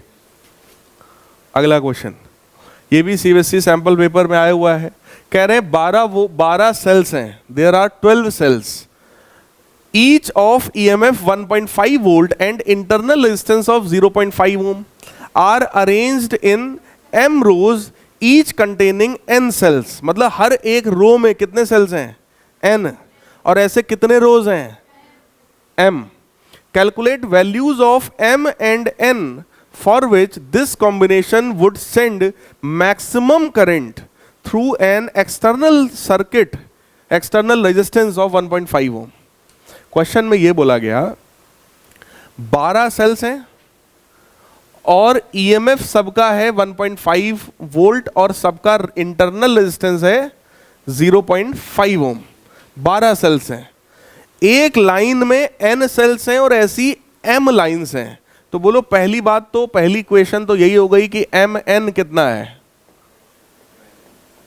बोलो यार, एक रो में कितनी सेल्स हैं? n, और रोज कितनी है? तो टोटल सेल्स कितने हो गए? mn। सही है, mn बराबर 12। ये पहली इक्वेशन। अब दूसरे की बात करो, ये कौन सा ग्रुपिंग है? ये सीरीज है, पैरेलल है या मिक्स्ड है? मिक्स्ड ग्रुपिंग है। मिक्स्ड ग्रुपिंग में मैक्सिमम करंट कब मिलता है? कॉम्बिनेशन का एम ही था मैक्सिमम करंट ऑब्टेन करना। सीरीज ग्रुपिंग कब करते हो? जब एक्सटर्नल रेजिस्टेंस इंटरनल से ज्यादा हो। पैरेलल ग्रुपिंग कब करते हो? जब इंटरनल एक्सटर्नल से ज्यादा हो, और जब दोनों बराबर हो मिक्स्ड ग्रुपिंग। मतलब अगर मैक्सिमम करंट निकालना है, देखो कह रहे हैं calculate value of m and n for which this combination will send maximum current. अगर मैक्सिमम करंट है तो बोलो इसका नेट एक्सटर्नल रेजिस्टेंस बराबर नेट इंटरनल रेजिस्टेंस। बोलो यार, सही है। अगर आपको मिक्स्ड ग्रुपिंग अच्छे से आती होती तो ये फार्मूला आपको याद होता है। इसका डायरेक्ट आप लोगों ने कॉपी पे लिखा है, कॉपी पलट के देखिए जहां भी आपने मिक्स्ड ग्रुपिंग लिखा हो। देखो कैपिटल आर की वैल्यू कितनी है? 1.5 volt will be equal to net internal resistance. हमको बताना है नेट इंटरनल रेजिस्टेंस बताना। अब ध्यान से सुनना, एक रो में कितने सेल्स हैं? n, और हर एक सेल का इंटरनल रेजिस्टेंस कितना है? तो इस रो का इंटरनल रेजिस्टेंस कितना हुआ? 0.5 n। बोलो यार, 0.5 n एक रो का हुआ। ऐसे कितनी रोज हैं? और वो भी पैरेलल में है। तो 1/0.5 n प्लस 1/0.5 n, ऐसे कितने टर्म्स? m। तो m/0.5 n, ये 1/r था तो इसको सीधा करो, 0.5 n बाई, पक्की बात है। तो ये कटेगा, आएगा 3m बराबर n। सही है, ये समझ में आया कि नहीं आया? ये कॉन्सेप्ट क्लियर है ना? जब इंटरनल और एक्सटर्नल रेजिस्टेंस बराबर होते हैं तभी करंट मैक्सिमम होता है बेटा। तो अब बस दो इक्वेशंस हैं तुम्हारे पास, यहां से आप n की वैल्यू ऊपर रख दो, तो m इंटू 3m बराबर 12। तो बोलो m की वैल्यू कितनी आई? कितनी आई? 2। और m की वैल्यू अगर मैं यहां 2 रख दूं तो n कितना आया? 6। तो m की वैल्यू 2 और n की वैल्यू देख लीजिए। कुछ समझ आया? बोलो यार, कर लोगे? कहीं ऐसा तो नहीं हो रहा इतने सारे क्वेश्चन हम ही लगा रहे हैं, हम ही समझ रहे हैं, हम ही समझा रहे हैं, बात खत्म हो जाए? आ रहा है कुछ समझ में? प्रैक्टिस बेटा कर लेना। देखो एक चीज मैं बता दूं, फिजिक्स के जो न्यूमेरिकल्स होते हैं, ईमानदारी से मुझे ऐसा नहीं करना चाहिए। मैं अभी तक इसके पहले के किसी भी सेशन में ऐसा नहीं करता था कि मैं लगभग सारे क्वेश्चंस करा डालूं। ऐसा मैं कभी नहीं करता था और ईमानदारी से मुझे करना भी नहीं चाहिए। मेरा काम यहां पर था आपका कॉन्सेप्ट क्लियर करना। 2, 4, 5, 10 क्वेश्चन ज्यादा हर एक चैप्टर में 20 क्वेश्चन मैक्सिमम पढ़ाते पढ़ाते जो करा दिए। जैसे पोटेंशियोमीटर पढ़ाया तो उसका क्वेश्चन करवा दिया था, ऐसे कोई कॉन्सेप्ट व्हीटस्टोन ब्रिज पढ़ाया तो उसका क्वेश्चन करवा दिया था। उसी तरीके बस उतना ही हमें कराना था। बाकी काम आपका था कि आप किताब से एग्जाम्पल्स को सॉल्व करते, जो ना आता हमसे पूछते, एक्सरसाइज करते, जो ना आता वो हमसे डिस्कस करते। ये मेरा काम था। लेकिन होता ये है, जो ऑब्जर्वेशन है कि मैक्सिमम बच्चा अपने से न्यूमेरिकल की प्रैक्टिस नहीं करना चाहता, वो करता ही नहीं है। तो at the end of the year ये आता है कि सर न्यूमेरिकल नहीं बन पा रहे हैं ज़्यादा, थ्योरी कॉन्सेप्ट डेरिवेशन तो चकाचक है। क्यों चकाचक है? क्योंकि उसमें मेरी मेहनत है। मैं भी पढ़ा रहा हूँ, दिवाली तक खत्म कर दूंगा, उसके बाद 2 बार रिवीजन कराऊंगा। तो बोर्ड एग्जाम तक तुम्हारा डेरिवेशन और थ्योरी तो तुम खुद पढ़ाने लायक बन जाओगे, ये मुझे पता है। तुम खुद यहाँ खड़े होके पढ़ा सकते हो उस समय तक, ठीक। जब आपका फाइनल एग्जाम होगा तो थ्योरी डेरिवेशन पे कमांड तो हम करा देंगे, लेकिन फंस जाता था यही न्यूमेरिकल। न्यूमेरिकल पर कोई दूसरा कमांड नहीं करा सकता। ये सीन वही वाला हो रहा है कि आपको बोला गया डंबल उठाओ, तो आपने कहा सर आप ही 100 बार उठा के दिखा दो, तो हम 100 बार डंबल बस हम ही उठा रहे हैं तो मेरी बॉडी बन रही है, बस वही हो रहा है।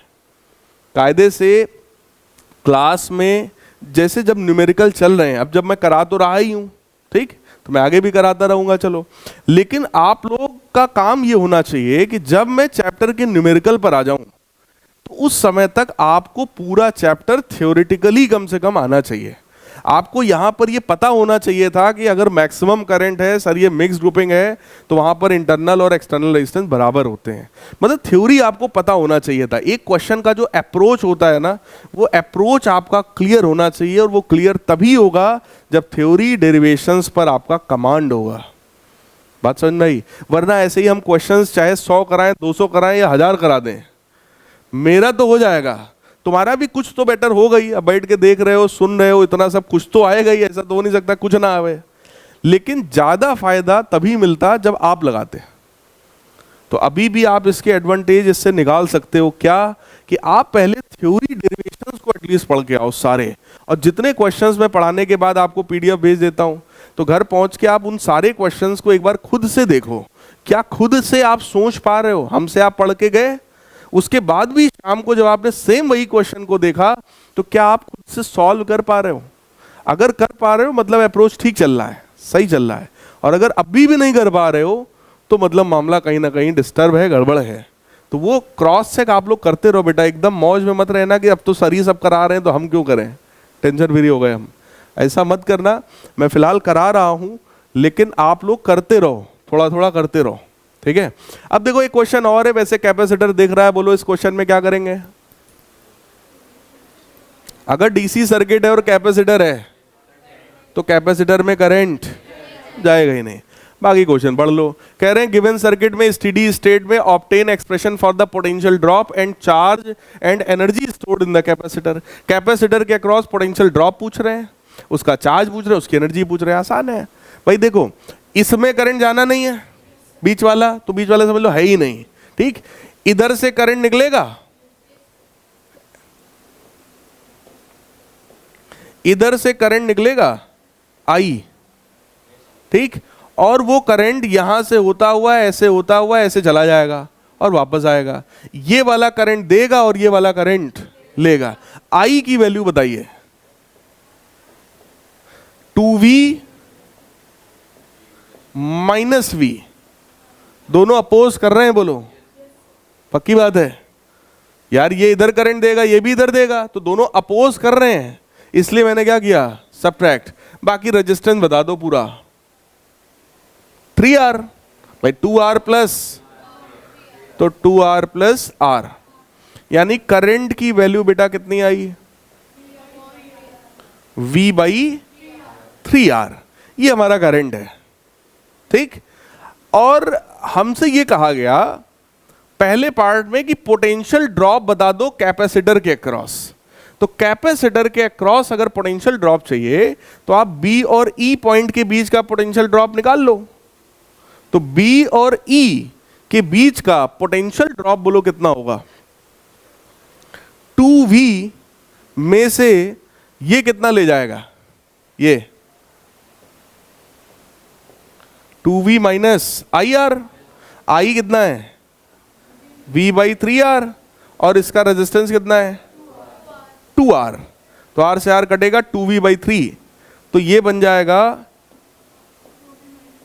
हाँ, 2V माइनस 2V बाई 3, तो ये कितना आएगा? 6 में से ये सब्ट्रैक्ट होगा, it will become 4V by 3। Correct है? मतलब C से D के बीच का पोटेंशियल डिफरेंस कितना है? बोलो भाई कितना है?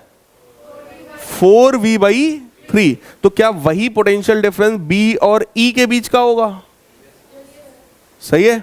और उसमें भी ध्यान देना, करंट भले नहीं जा रहा है लेकिन इस बार क्या लगा हुआ है, सेल लगा हुआ है, सेल लगा, सेल का अपना तो पोटेंशियल डिफरेंस होगा ही होगा, तो कैपेसिटर के अक्रॉस पोटेंशियल डिफरेंस कितना जाएगा, कितना जाएगा? देखो अच्छा मैं आपको लिख के दिखाता हूं इसको कि आप लिखोगे कैसे इसको, देखना ध्यान से जरा। ये सी पॉइंट है, ये डी पॉइंट है, इधर माइनस है और इधर प्लस है। जब ऐसे करंट जाएगा तो बोलो ये प्लस होगा और ये माइनस होगा। अब अगर आप सी से डी के बीच का केवल किरचॉफ्स लॉ लगा करके अगर फॉर्मूला लिखते हो तो पोटेंशियल ऑफ सी प्लस 2, बोलो भाई, माइनस आई इंटू 2R बराबर पोटेंशियल ऑफ डी हो जाएगा। तो VC माइनस VD इसकी जो वैल्यू है, क्या वो I टाइम्स 2R माइनस 2 होगा? I की वैल्यू कितनी थी? V/3R into 2R minus V minus 2,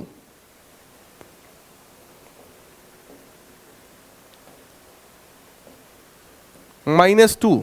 हाँ देख लो भाई, सही है ये। तो ये R से R कैंसिल होगा, दिस विल बिकम 2V/3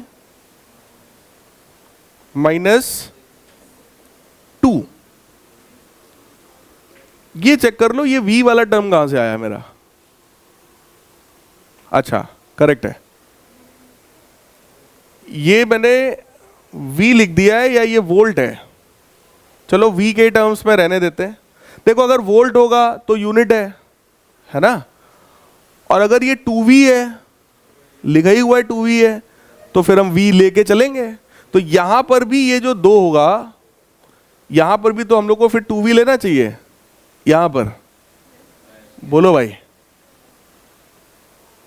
भाई यहां से लिख रहे हो तो इसका भी तो फिर 2V लोगे, है ना? तो हमने पूरा पूरा ले लिया, तो ये इसको हम लोग करेंगे, कितना आएगा ये? -4V/3। ये C और D के बीच का पोटेंशियल डिफरेंस है। देखो हम लोगों ने भी निकाला था कितना, 4V/3। लेकिन क्यों मैं इस चीज पर आ गया, उसके पीछे का कारण बताता हूं। कारण ये है कि बेटा ये निगेटिव पे से जुड़ा हुआ है, तो ये निगेटिव पोटेंशियल पे रहा होगा, और ये पॉजिटिव पे रहा होगा। तो पोटेंशियल डिफरेंस जब आप निकालोगे, इधर कम है और इधर ज्यादा है, तो वो डिफरेंस निगेटिव ही आना चाहिए। कैसा आना चाहिए? निगेटिव। और हमारा पॉजिटिव आ रहा था, इसलिए हमने ऐसे निकाल दिया, तो वैल्यू आ गई हमारी -4V/3। यही पोटेंशियल डिफरेंस होगा B और E के बीच का।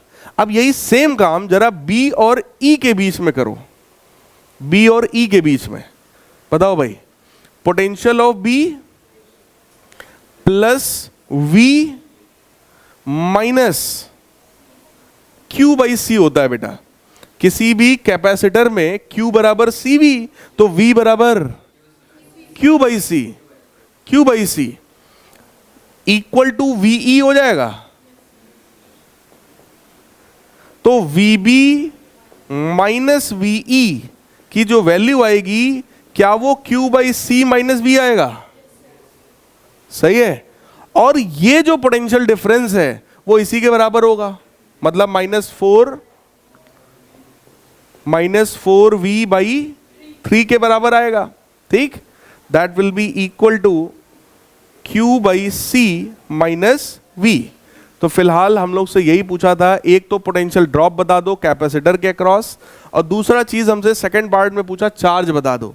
तो चार्ज की वैल्यू तो हमको यहीं से दिख रही है, इसको इधर भेजो, कितना आएगा? V माइनस 4V/3 बराबर Q/C।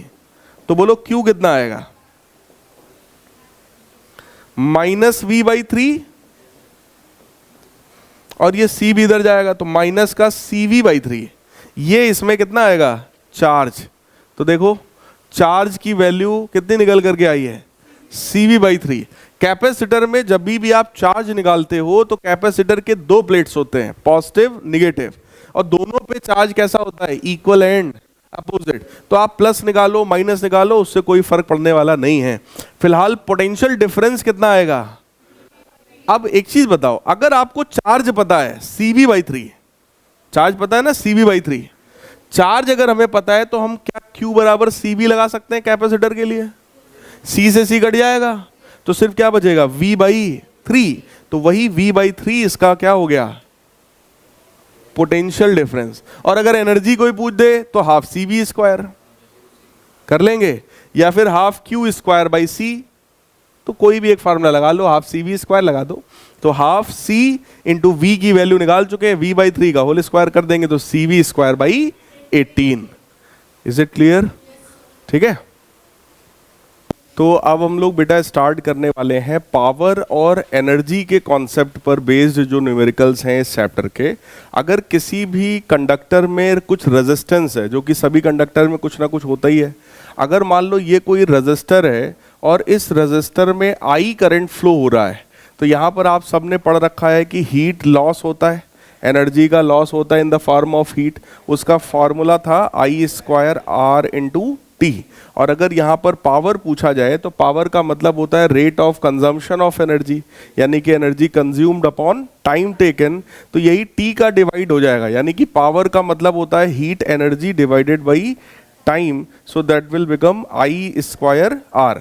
इसके अलावा पावर के और भी फॉर्मूले आप लोग को पता होगा, P बराबर VI, P बराबर I² R, या फिर P बराबर V² R।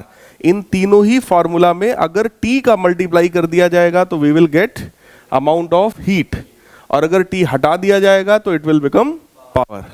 क्लियर है? अब उसी पर बेस्ड एक छोटा सा फार्मूला बेस्ड क्वेश्चन आपके सामने है, NCERT का क्वेश्चन है। कह रहे हैं कि इलेक्ट्रिक करंट 4 एम्पियर का है, flows through a 12 ohm resistor. 4 ampere का करंट 12 ओम के रेजिस्टर से फ्लो करता है। What is the rate at which heat energy is produced in the resistor? कह रहे हैं कि रेजिस्टर में जो हीट एनर्जी प्रोड्यूस हो रही है उसका रेट क्या है। तो हीट एनर्जी का रेट यानी rate of consumption of heat energy या rate of production of heat energy, इसी को बोलते हैं पावर। ठीक, तो पावर का मतलब ही था आपका heat produced upon time taken. तो फार्मूला आप देख सकते हैं, पावर का सीधे सीधे आसान सा फार्मूला लगाया गया, P बराबर I² R। क्या ये बात समझ में आई?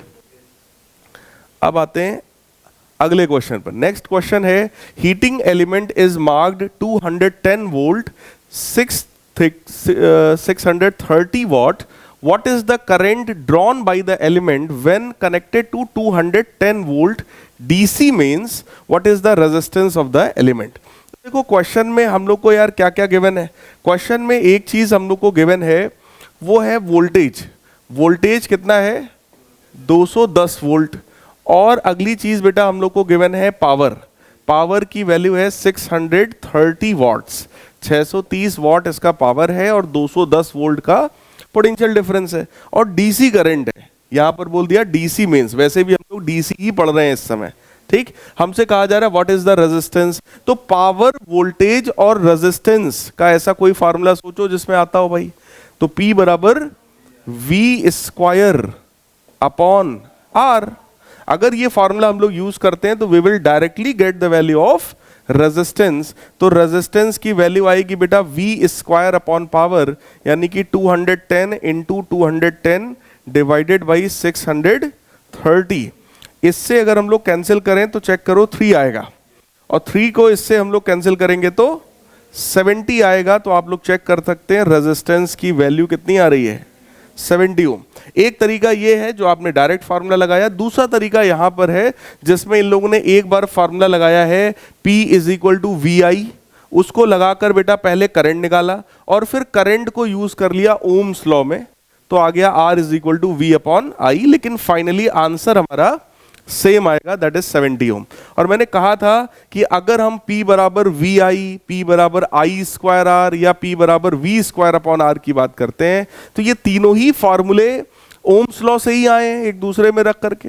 जैसे पावर का फॉर्मूला हम लोग निकाला था P बराबर VI, V की जगह IR रखा तो I² R बना, I की जगह V/R रखा तो V²/R बना। तो कहने का मतलब ये जो फार्मूला है ये ऑटोमेटिकली ओम्स लॉ यूज करने के बाद ही बनता है। तो यहां पर उन्होंने उसी चीज को 2 स्टेप में किया, पहले P बराबर VI यूज किया और फिर ओम्स लॉ यूज किया। तो ये भी तरीका है, ये भी तरीका है, जैसे मन हो आप वैसे कर सकते हैं, कर लेंगे।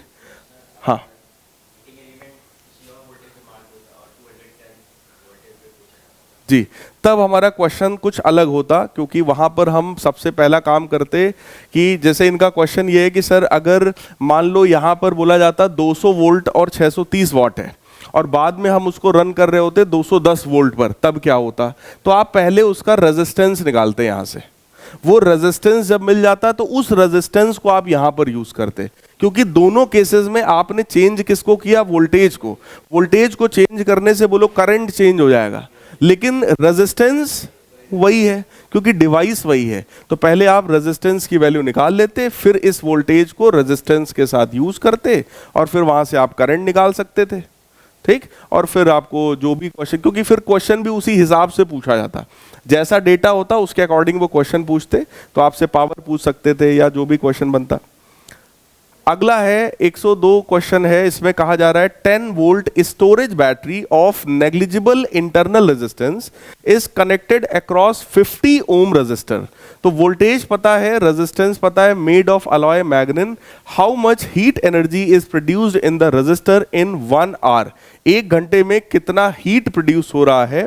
What is the source of this energy, इस हीट का सोर्स कौन है? तो सोर्स कौन होता है हीट जनरेट होने का? करंट।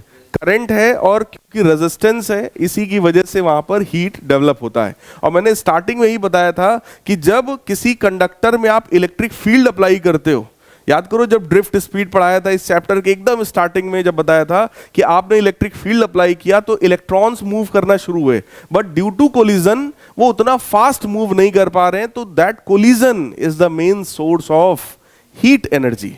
हीट का मेन सोर्स है कौन? कोलिजन। तो फिलहाल इन्होंने लिखा source of this energy is the chemical energy stored in the battery.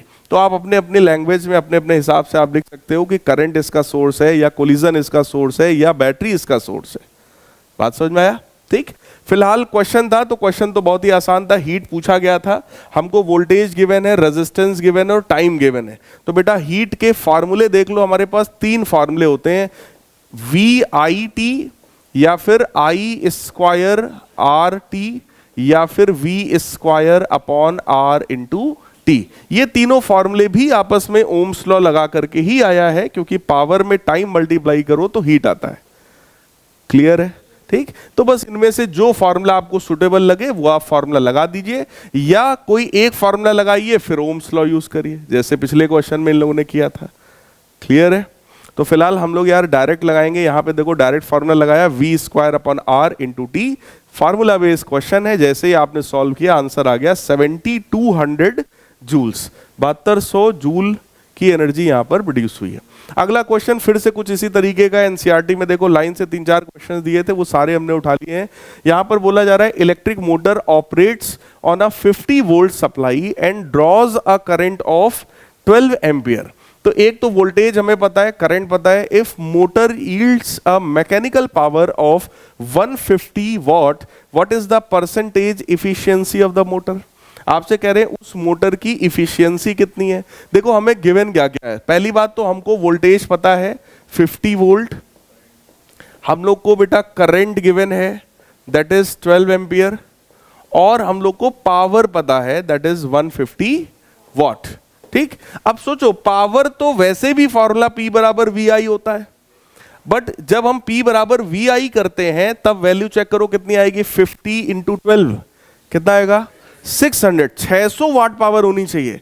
लेकिन वो मोटर कितना जनरेट कर पा रही है, तो इसका मतलब उसकी इफिशियंसी ज्यादा नहीं है। 600 वाट होना था, वो 150 वाट कर पा रही है, इसका मतलब इसकी इफिशियंसी 1/4 है। बोलो यार 600 और 150 में कितने गुने का डिफरेंस होता है, 4 गुने का। इसका मतलब अगर इफिशियंसी की आपको बात करनी है तो इफिशियंसी का मतलब होता है हमेशा, यही की बात नहीं कर रहा हूं, किसी भी साइकिल में, किसी भी मशीन में, किसी भी कॉन्सेप्ट में अगर इफिशियंसी की बात हो तो समझ जाइएगा output upon input multiplied by 100। तो ये सिंपल सा फॉर्मूला है, जो भी चीज है उसका आउटपुट डिवाइडेड बाई आपने उसमें क्या दिया है, इनपुट मल्टीप्लाइड बाई 100। तो आउटपुट बेटा कितना मिल रहा है, नहीं 150। आउटपुट कितना मिल रहा है 150, और इनपुट कितना है 600 मल्टीप्लाइड बाई 100। 0 से 0 कैंसिल होगा, इसको हम लोग सिंप्लीफाई करेंगे एंड दैट विल बिकम 25%। अगर आउटपुट 600 होता, इनपुट 150 होता तब फिर दिक्कत क्या है? तब तो हम बहुत प्रॉफिट में हैं, तब तो हम 400 गुना प्रॉफिट में हैं। बोलो यार, तब वहां इफिशियंसी कितनी होती? 400%, जो कि ऐसा लॉजिकली पॉसिबल नहीं होता कि आप काम करो 2 रुपए का और आपको मिल जाए 2 लाख रुपए। पढ़ाई करो 10 नंबर की, आ जाए 100 नंबर। ऐसा नहीं होता कभी भी, ये नेचर के लॉ के अगेंस्ट है। बात समझ में आई? तो ऐसी चीजें जनरली देखने को नहीं मिलती। कोई आड़ा टेढ़ा क्वेश्चन बन जाए तो अलग बात है। फिलहाल अगला क्वेश्चन देखो, अगेन एनसीईआरटी का क्वेश्चन है।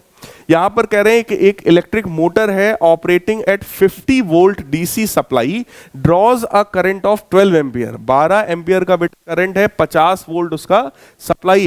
If efficiency of the motor is 30%, estimate the resistance of windings of the motor. Motor का रेजिस्टेंस बताइए, ये हमारा बेसिकली क्वेश्चन है। वोल्टेज हमको गिवन है 50 वोल्ट और करंट हम लोग को पता है 12 एम्पियर, ठीक है। और इसकी इफिशियंसी हम लोग को क्वेश्चन में गिवन है 30%। हमसे कहा जा रहा है रेजिस्टेंस की वैल्यू बता दो। सबसे पहले मुझे ये बताओ, इफिशियंसी 30% का मतलब क्या है? Efficiency of the motor is 30%, what does it mean?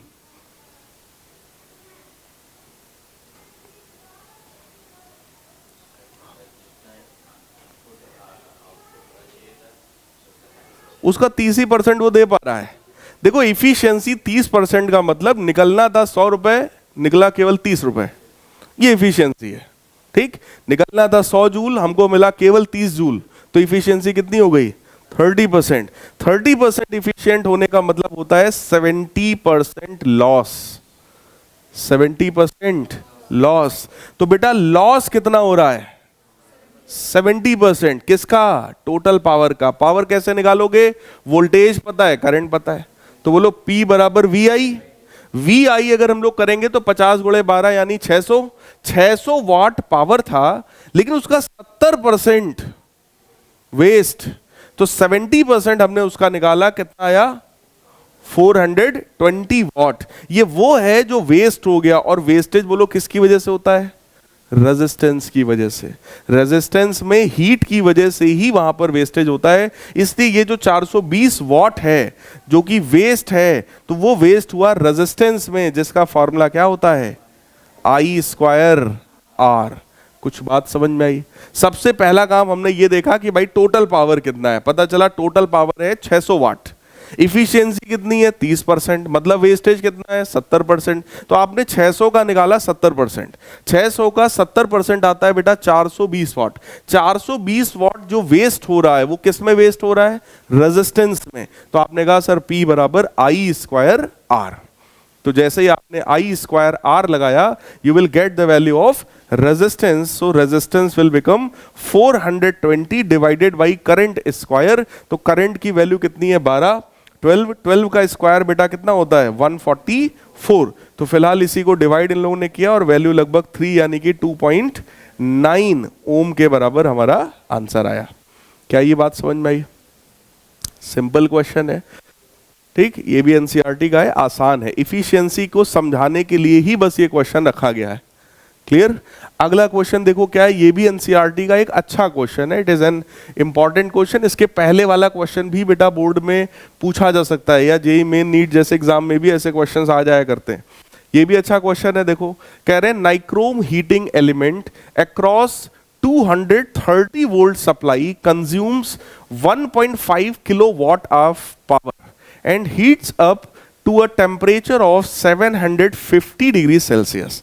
Nichrome का हीटिंग वायर जो होता है वो हम लोग यूज करते हैं बहुत सारे जगह पर। कहाँ कहाँ यूज करते हो?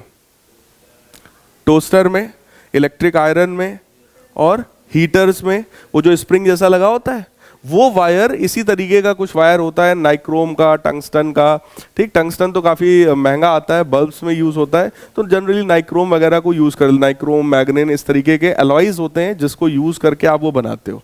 अलॉय क्यों यूज़ करते हैं? क्योंकि उसकी रेजिस्टिविटी काफ़ी ज़्यादा है और उसका मेल्टिंग पॉइंट भी काफ़ी ज़्यादा है, तो जल्दी मेल्ट नहीं होता, जबकि बहुत ज़्यादा हीट डेवलप कर लेता है। बात समझ में आई?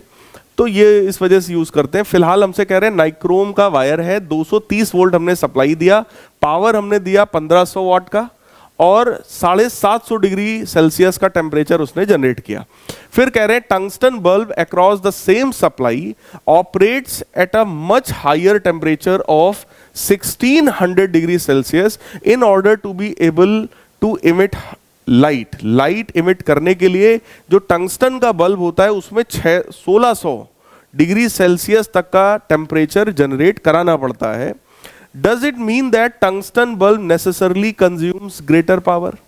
क्या इसका मतलब है कि टंगस्टन जो है उसमें ज्यादा पावर जनरेट हो रहा होगा या वो कंज्यूम कर रहा होगा?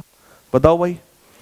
क्वेश्चन ये है कि वोल्टेज देखो 230 वोल्ट का है हमारे पास दोनों के लिए, ठीक। Power of nichrome wire is 1500 watts और जो वो टेम्परेचर जनरेट कर रहा है बेटा वो कितना है? 750 डिग्री सेल्सियस। दूसरा हमारे पास है टंगस्टन का बल्ब, तो ये नाइक्रोम का है, जबकि टंगस्टन के लिए हमको जो टेम्परेचर जनरेट कराना है वो 1600 डिग्री सेल्सियस का जनरेट कराना है। तो हमसे कह रहे हैं क्या इसका मतलब है कि टंगस्टन बल्ब ज्यादा पावर कंज्यूम करता है? बोलो भाई।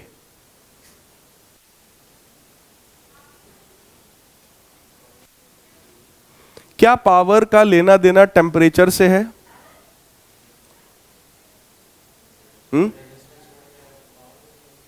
करेक्ट है। तो क्या इसका लेना देना टेम्परेचर से है?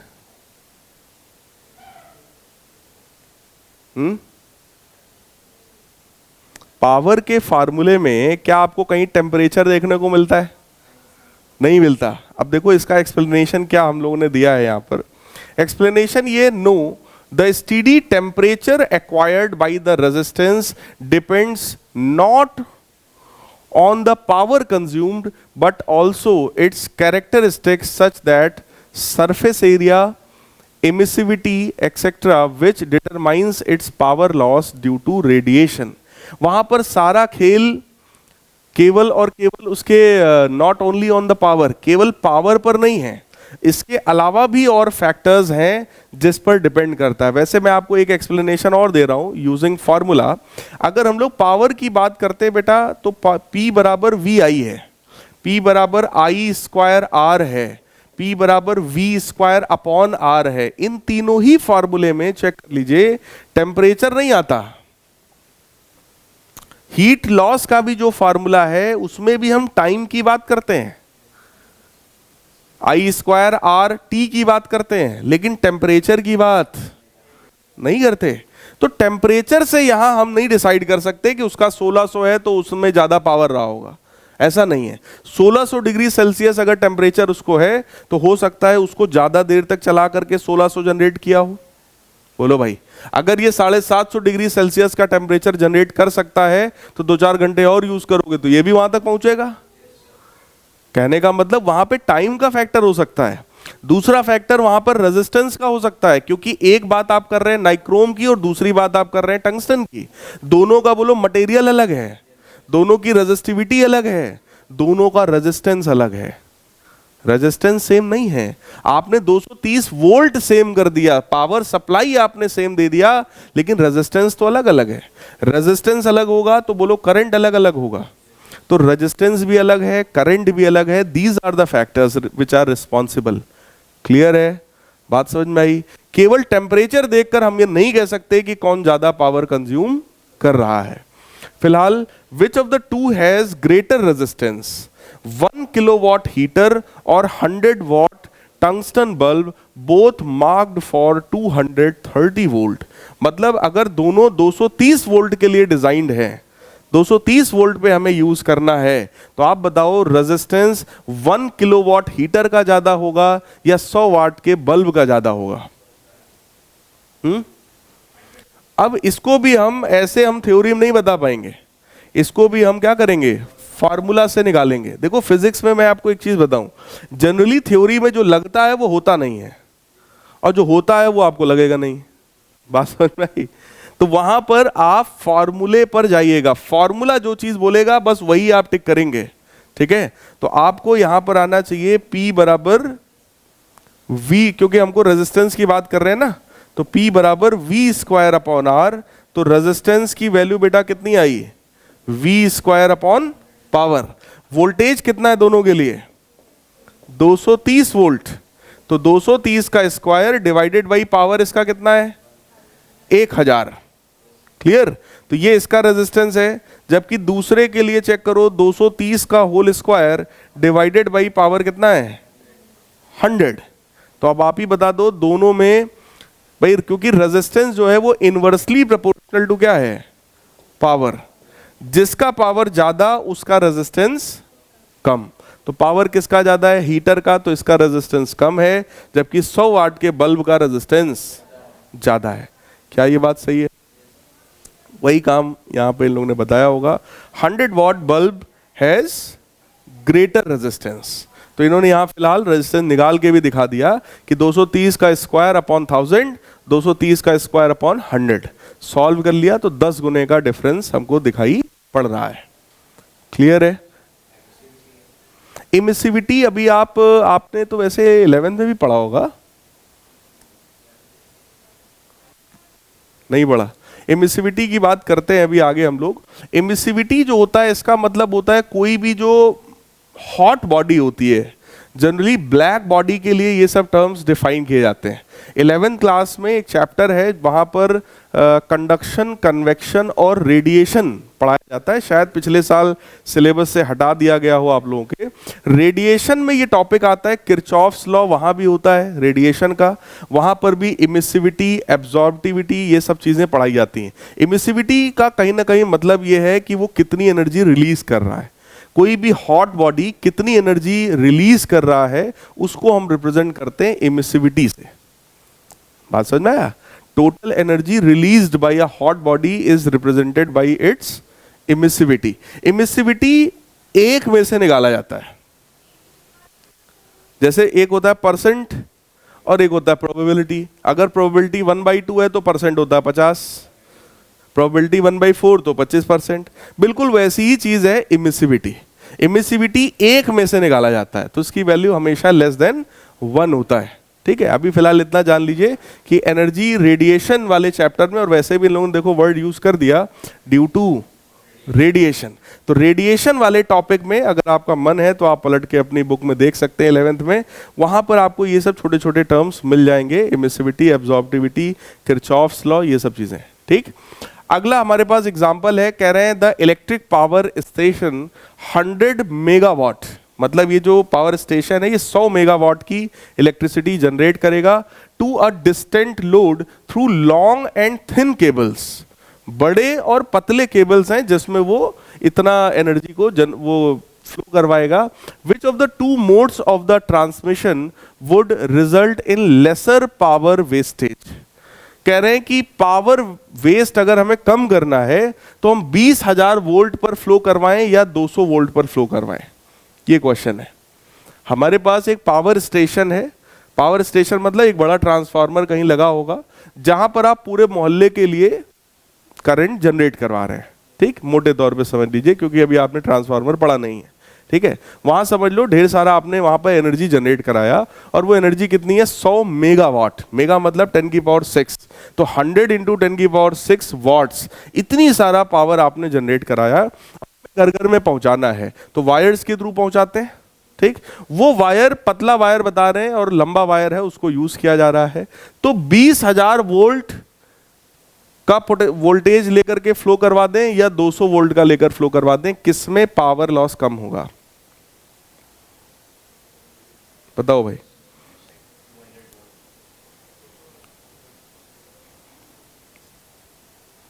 कैसे बताओ बेटा?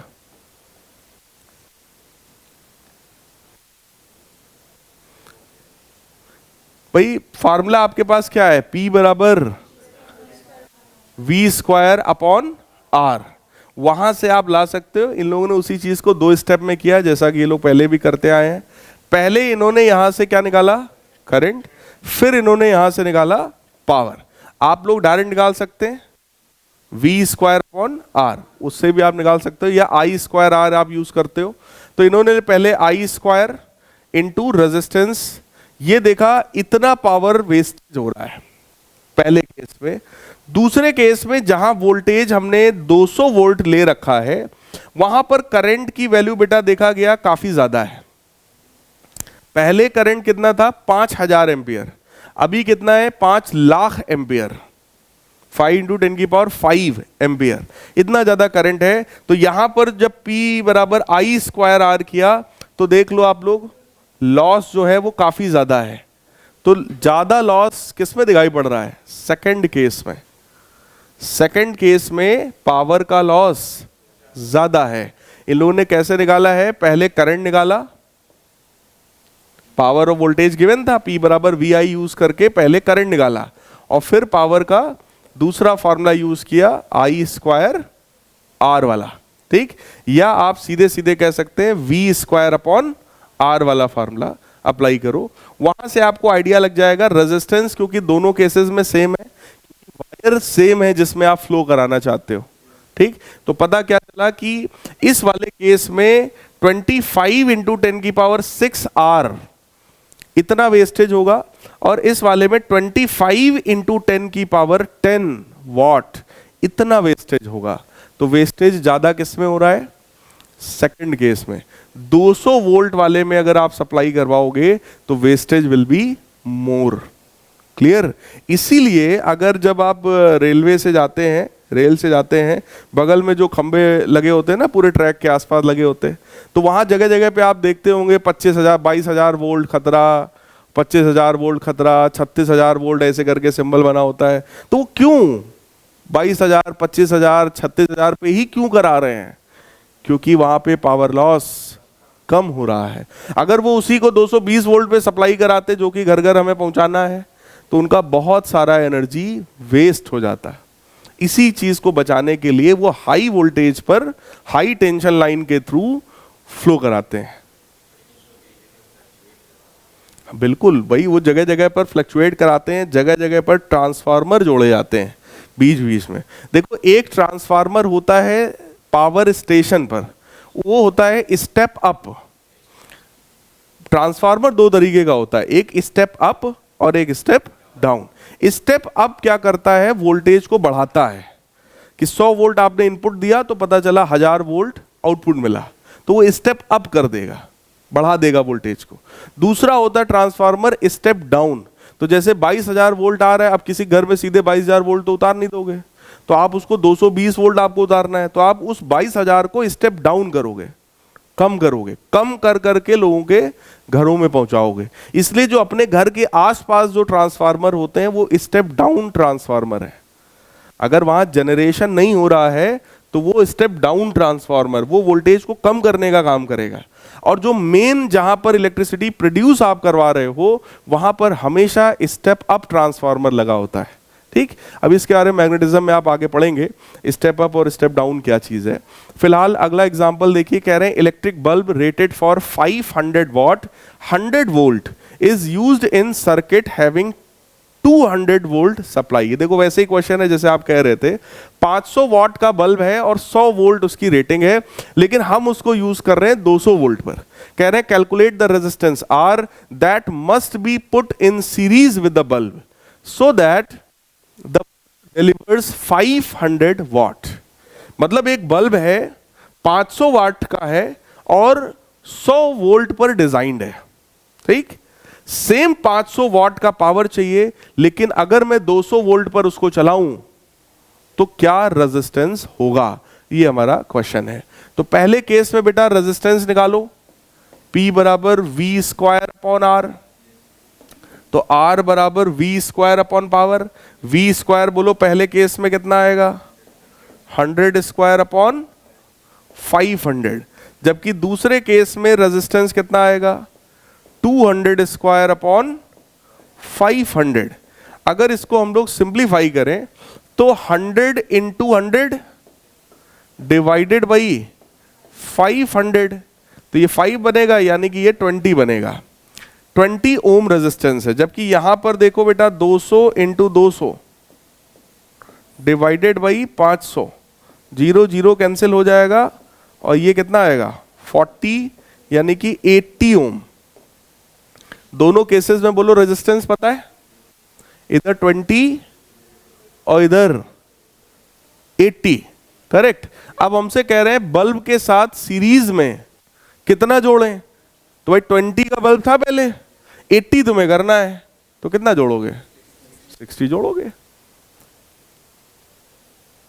यहां तो कुछ अलग है भाई, चेक करते हैं। रेजिस्टेंस की जो वैल्यू है वो V² आया, तो रेजिस्टेंस पहले केस में आया 20 ओम, अपना भी वही 20 ओम आ रहा था, ठीक। फिर सेकंड केस में इन लोगों ने रेजिस्टेंस की वैल्यू निकाला है यूजिंग ओम्स लॉ, और हम लोगों ने क्या किया था भाई, वोल्टेज 200 वोल्ट, करेक्ट है। What resistance must be put in series with the bulb so that bulb delivers 500 watt, 500 watt अगर हमें चाहिए तो हमने 500 watt यूज किया, V²/R, ये 0 कैंसिल हुआ, 5 से हमने इसको कैंसिल किया, 40 × 2 80। देखो यहां पर एक काम हम लोगों ने, कैलकुलेशन तो सब ठीक है, एक काम हम लोगों ने गड़बड़ कर दिया। क्या गड़बड़ किया, कौन बताएगा इसमें,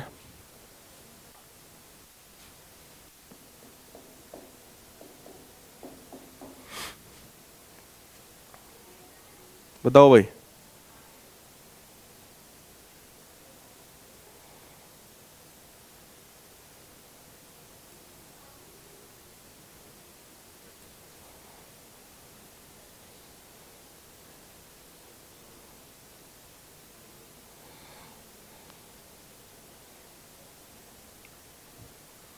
देखो 20 ओम का रेजिस्टेंस था, बताओ भाई, 20 ओम का रेजिस्टेंस हम लोगों ने भी निकाला है, और क्योंकि वोल्टेज उस समय था कितना, 100 वोल्ट, तो करंट की वैल्यू हम लोगों ने निकाल लिया 5 एम्पियर।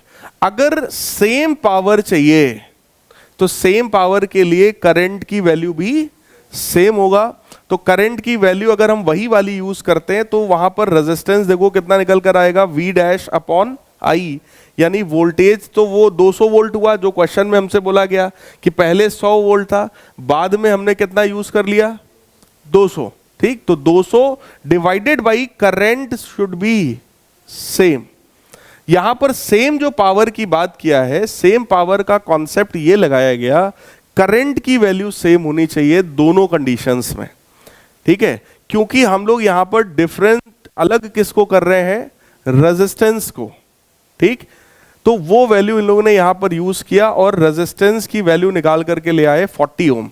20 ओम पहले था, 40 ओम बाद में है, इसका मतलब हम उसके साथ सीरीज में अगेन कितना जोड़ेंगे, 20 ओम, ठीक। ये यहां पर मेथड है। इसमें और इसमें क्या डिफरेंस है, ये कौन सोच पाएगा। हम लोगों ने यहां पर डायरेक्टली क्या यूज किया, पावर, हम लोगों ने डायरेक्टली पावर यूज कर दिया, और उन्होंने यहां से पहले निकाला करंट। क्या अंतर क्या हुआ इससे, पहले करंट निकाला इन्होंने 100 volt divided by 20 ohm, 5 ampere, और यहां पर हम लोग जो निकाल कर ले आए, इसमें गड़बड़ क्या है भाई, हाँ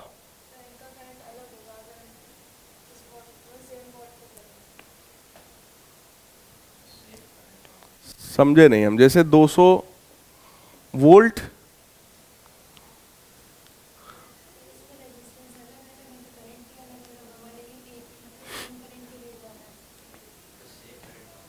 हाँ सेफ करंट मतलब सेम करंट, नहीं वो तो ठीक है, सेफ करंट मतलब एक डेफिनेट अमाउंट ऑफ करंट से ज्यादा करंट सप्लाई नहीं होना चाहिए, ये मतलब है। लेकिन क्वेश्चन में हमसे ये बोला गया so that the bulb delivers 500 what, पहले 500 वॉट में था और अभी भी 500 वॉट पर ही हमको इसको रन कराना है, ये हमसे क्वेश्चन में बोला गया है, ठीक है। बस अब मैं ये देख रहा हूं कि आखिर जो हम लोगों ने किया वो गड़बड़ क्यों किया। देखो क्वेश्चन गलत हो जाना is not a big deal, हो सकता है, जैसे हमने भी जो सोच के किया जनरली आप लोग भी यही सोचते कर देते, ठीक, गलत हो जाता तो गलत हो गया, कोई बात नहीं, आई एक्सेप्ट इट, बट क्यों गलत हुआ ये समझना बहुत जरूरी है, ताकि अगली बार जब कभी आप करें तो आपके दिमाग में वो कॉन्सेप्ट होना चाहिए कि अगर हमने गलत किया तो क्यों, क्या गलती हो गई थी हमसे, ठीक है। वही मैं सोच रहा हूं कि आखिर यहां पे क्या अलग क्या हो गया। P बराबर आई स्क्वायर आर, आई की वैल्यू अगर 5 है तो ये बन गया 25, पहले रेजिस्टेंस था 20 ओम, है ना, तो यहां से पावर निकल कितना 500, और अभी हम लोगों ने अगर मान लो करंट हमने बदल दिया भाई 200 बटे फिर हम 80 लिखेंगे, बताओ भाई, तो 200/80 का whole square into resistance R 80, है ना। चेक करो क्या ये अलग हो रहा है क्या, अलग तो नहीं होना चाहिए, 200 इंटू 200/80 ये कैंसिल हो जाएगा, 4 से अगर मैं कैंसिल करता हूं तो 5, इसको मैं कैंसिल करता हूं तो 100, 100 इंटू 5 यानी अगेन 500, गलत तो कुछ भी नहीं है। चलिए मैं इसको एक बार फिर से चेक करूंगा अपने हिसाब से, ठीक है, बताएंगे अगली क्लास में आप लोग को कि आखिर इसमें कुछ डाउट है क्या। अभी मैं इसको एक बार और चेक करूंगा क्योंकि अब ये मुझे ही डाउट हो गया इसमें, ठीक है। होता है, बहुत से क्वेश्चंस होते हैं जिसमें क्योंकि हम लोगों ने जो मेथड लगाया मुझे कुछ गलत नहीं लग रहा है इसमें भी, ठीक, तो मैं एक बार क्रॉस चेक करूंगा, कई बार ऐसा भी होता है किताबों में गलत दिया होता है, ठीक, तो मैं एक बार क्रॉस चेक कर लूंगा कि हम गलत हो गए या किताब गलत हो गई या क्या गड़बड़ हो गया, I will check it again. फिलहाल अगला क्वेश्चन देखते हैं, क्वेश्चन नंबर 122, इसमें कह रहे हैं an electric kettle has 2 heating coils, when one of the coils is switched on the kettle begins to boil in 6 minutes। जो हीट करने वाला केटल होता है उसी में आपसे कह रहे हैं कि 6 मिनट में वो हीट करता है। when the other is switched on, दूसरा वाला जब हम स्विच ऑन करते हैं the boiling begins in 8 minutes, एक 6 मिनट में बॉइल कर देता है और एक 8 मिनट में बॉइल कर देता है। In what time will the boiling begin if both the coils are switched on simultaneously, अगर दोनों को हम लोग स्विच ऑन कर देंगे तो कितना समय लगेगा, ये हमारा क्वेश्चन है। पहले कह रहे हैं कि सीरीज में कंबाइन किया और दूसरे में कह रहे हैं कि इसको पैरेलल में कंबाइन किया। क्वेश्चन समझ में आ रहा है, कह रहे हैं इलेक्ट्रिक केटल है जिसमें 2 हीटिंग कॉइल्स हैं, पहला कॉइल अगर आपने केवल ऑन कर रखा है तो वो 6 मिनट में हीट करता है, दूसरे वाले को स्विच ऑन कर दो तो 8 मिनट में करता है, दोनों को स्विच ऑन करोगे तो कितना समय लगेगा। तो मैटर यह है कि सर 2 रेजिस्टेंस रहे होंगे तो दोनों को सीरीज में जोड़ा है कि पैरेलल, तो उसी के उन्होंने 2 पार्ट्स बना दिए कि जब सीरीज में जोड़ोगे तब बता दो और जब पैरेलल में जोड़ोगे तब बता दो, ठीक। तो बेटा एक चीज बताओ, अगर हमें कोई लिक्विड को बॉईल करना है तो क्या जो हीट रिक्वायर्ड है वो सेम है, बताओ भाई, जो हीट हमें चाहिए will that be same, so that should be I square R T, है ना। टाइम की वैल्यू हमको दे रहे हैं एक बार 6 मिनट और दूसरे के लिए 8 मिनट। और रेजिस्टेंस के बारे में सोचो, ये जो रेजिस्टेंस है अगर आप सीरीज में जोड़ोगे तो it will be R1 plus R2, और अगर आप पैरेलल में जोड़ोगे तो it will be R1 R2 upon, बस यही फॉर्मूला यहां पर यूज होना है। जैसे ही आप इन दोनों चीजों को यूज करोगे देखो क्या बन जाएगा। सबसे पहली बात आपने हीट निकाला कि कितना हीट पहले केस में है और कितना हीट दोनों के दूसरे के केस में है, और बोलो दोनों हीट आपस में क्या होगा, सेम, क्योंकि अगर लिक्विड को बॉईल करना है, कोई लिक्विड अगर 100 डिग्री पे बॉईल होता है तो उतने पर ही होगा। बोलो यार, अगर मान लो 2 लीटर चाय बना रहे हैं तो 2 लीटर चाय को बॉईल होने में अगर 500 जूल चाहिए तो चाहे इससे यूज करो चाहे उससे यूज करो, वो लेगा तो उतना ही। बोलो भाई, तो वही कॉन्सेप्ट हम लोगों ने यहां पे लगाया है कि अमाउंट ऑफ हीट जो रिक्वायर्ड है that is same in both cases. ठीक, तो उसको हम लोगों ने कैसे यूज किया, v square upon r into T. तो देखिए v square upon r multiplied by time, time कितना था 6 मिनट, 6 मिनट को सेकेंड्स में कन्वर्ट किया। वैसे ये हीट आप जूल में भी ले सकते हैं, इन लोगों ने ये जो काम किया ना 4.2 वाला आप मत करो, कैलोरी के चक्कर में इन लोगों ने किया है, आपका नहीं मन है आप मत करो, क्योंकि ये वैसे भी दोनों तरफ से कैंसिल ही हो जाना है। ठीक, यहां पर देखो सेकंड केस में भी अगेन सेम हमने काम किया, वोल्टेज वही है, इसका रेजिस्टेंस अपना अलग रहा होगा, ठीक, और इसका समय भी अलग है, इसमें 8 मिनट लगा। क्लियर है, दोनों को बेटा हमने इक्वल किया, इक्वल करने से कुछ चीजें कैंसिल होंगी। क्या, ये तो 4.2 वाला तो ये बवाल हम लोग लेके चल ही नहीं रहे थे, हमको कैलोरी में करना ही नहीं था, हमको मान लो जूल में ही करना है, तो क्या दिक्कत है। ठीक, तो हमने दोनों बराबर किया, 4.2 से 4.2 कैंसिल हुआ, सेकंड वाला ये मामला कैंसिल हुआ। ठीक, 6 और 8 बचा है, तो रेशियो आ जाएगा 4/3, यानी कि हमको दोनों रेजिस्टेंस का बोलो रेशियो पता है।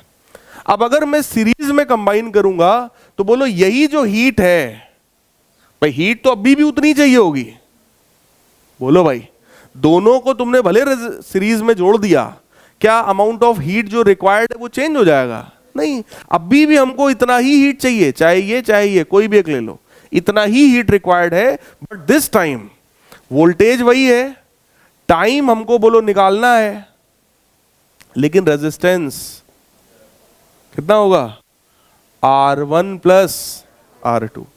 तो यहां से बेटा सिंप्लीफाई करके T1 निकाला गया, T1 की वैल्यू सिंप्लीफाई होकर कितनी आई है, 14 मिनट। 1 से 6 मिनट लगता था, 1 से 8 मिनट लगता था, दोनों को जब आपने ऑन कर दिया तो 14 मिनट लगा।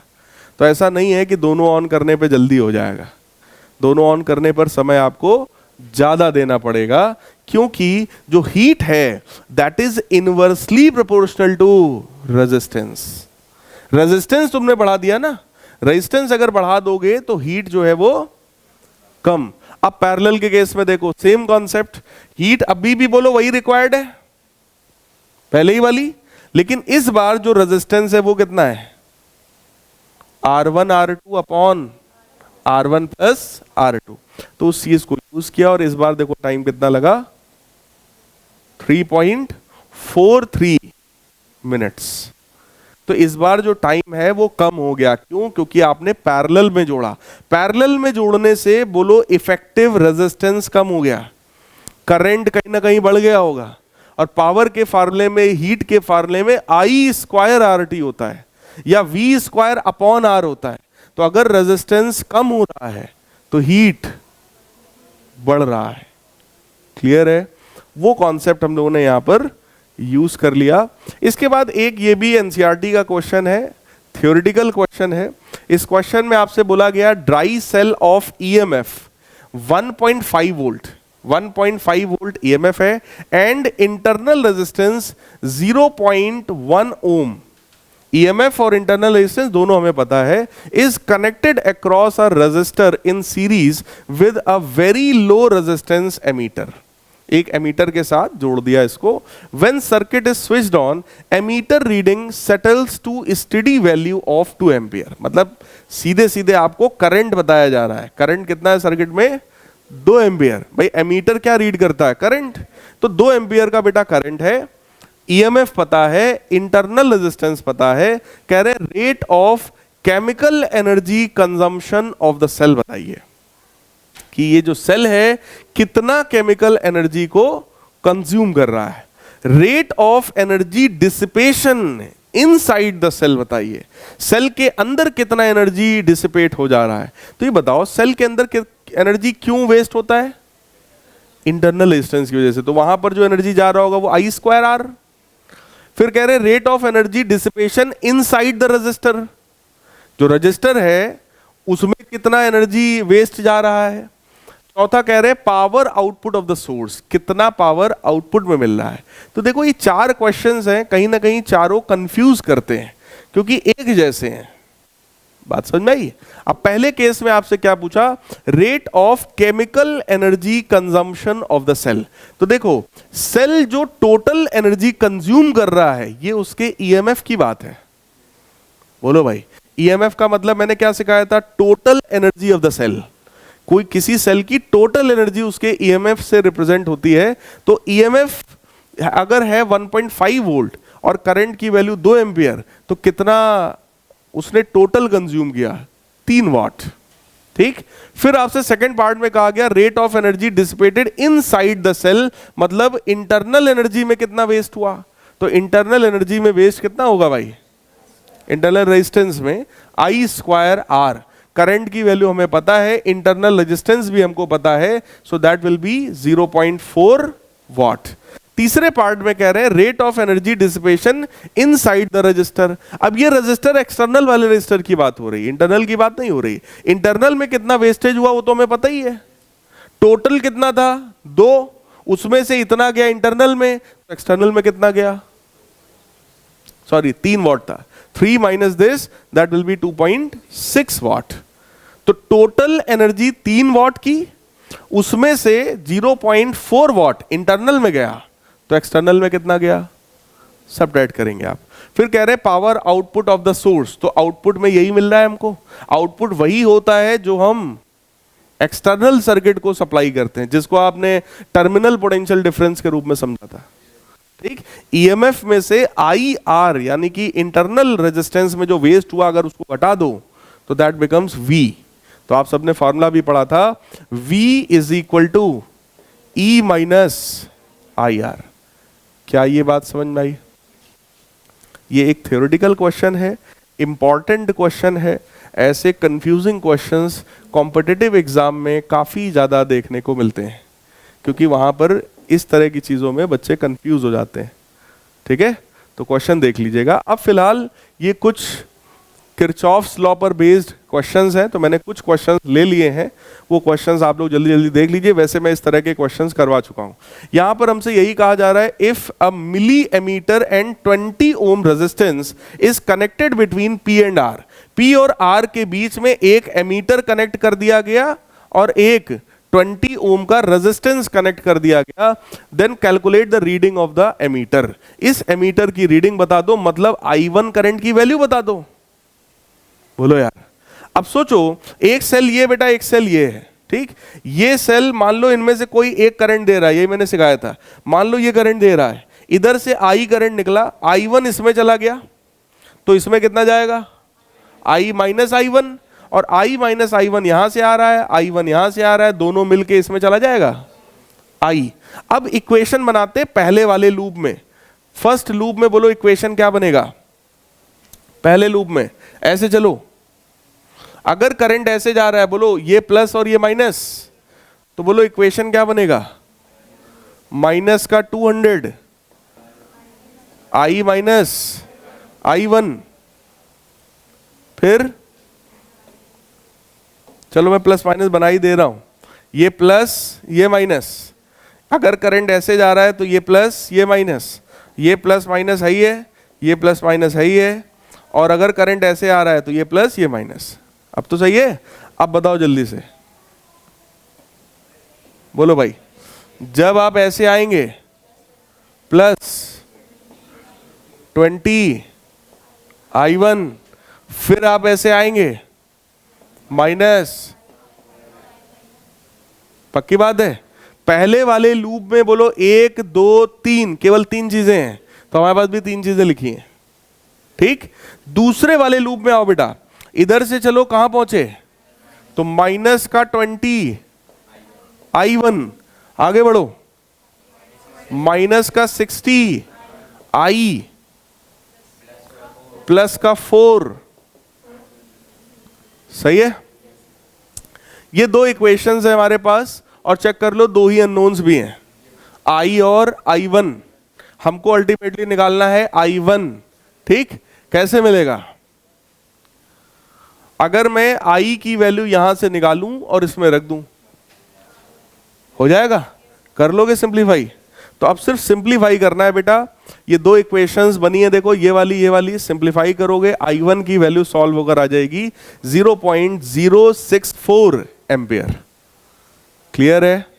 ठीक, सिर्फ सिंप्लीफाई करना है किरचॉफ्स लॉ लगा करके। ठीक, अगला क्वेश्चन सेम। अगेन चेक कर लो, एक सेल, दो सेल और एक रेजिस्टेंस। हमसे कह रहे हैं potential difference across each cell बताओ। पहले तो हर एक सेल के अक्रॉस पोटेंशियल डिफरेंस बताओ। तो ये चेक कर लेना, दोनों में से कोई एक करंट दे रहा होगा, एक ले रहा होगा। जो करंट दे रहा है बोलो डिस्चार्ज हो रहा है, तो V बराबर E माइनस आई आर, और जो ले रहा है वो चार्ज हो रहा है, V बराबर E प्लस आई आर। पक्की बात है। टर्मिनल पोटेंशियल डिफरेंस निकालना, इस तरह का एक क्वेश्चन पिछली क्लास में भी मैंने कराया था। अब हमसे यहां कह रहे हैं बस एक चीज और, रेट ऑफ एनर्जी डिसिपेशन मतलब पावर। आपसे पावर पूछ रहे हैं इसका, तो इसका करंट निकाल लो, I स्क्वायर R कर दो। कर लोगे? मैंने सोल्यूशन भी लगा दिया है, आप लोग देख लीजिएगा, आसान है। कोई डाउट लगेगा बताइएगा, ठीक। अगला क्वेश्चन अगेन देखो, देखने में खतरनाक सा है, क्वेश्चन में कुछ है नहीं, देखने में बस कठिन है, एनसीईआरटी का क्वेश्चन है, ठीक। और देखो अब इन लोगों ने जो डायग्राम बना के, देखो अगर बेटा कभी भी क्वेश्चन में डायग्राम बना के दे दे, करंट वरेंट बना के दे दे, तो अब हमारी मजबूरी है भाई साहब, जो है फिर वो है, वैसे ही करना है। और अगर वो ना दे तो मान लेना कोई एक करंट, कोई एक सेल करंट दे रहा है, बाकी सब काम खत्म। तो मैं किसी एक को मान लेता, जैसे 10 वोल्ट है, ये 5 वोल्ट, हम इसको मान लिए ये करंट दे रहा है। फिलहाल इन लोगों ने जो माना है, मैं उसकी तरफ से मैं बता दे रहा हूं। इन्होंने माना है इधर से I1 निकला करंट,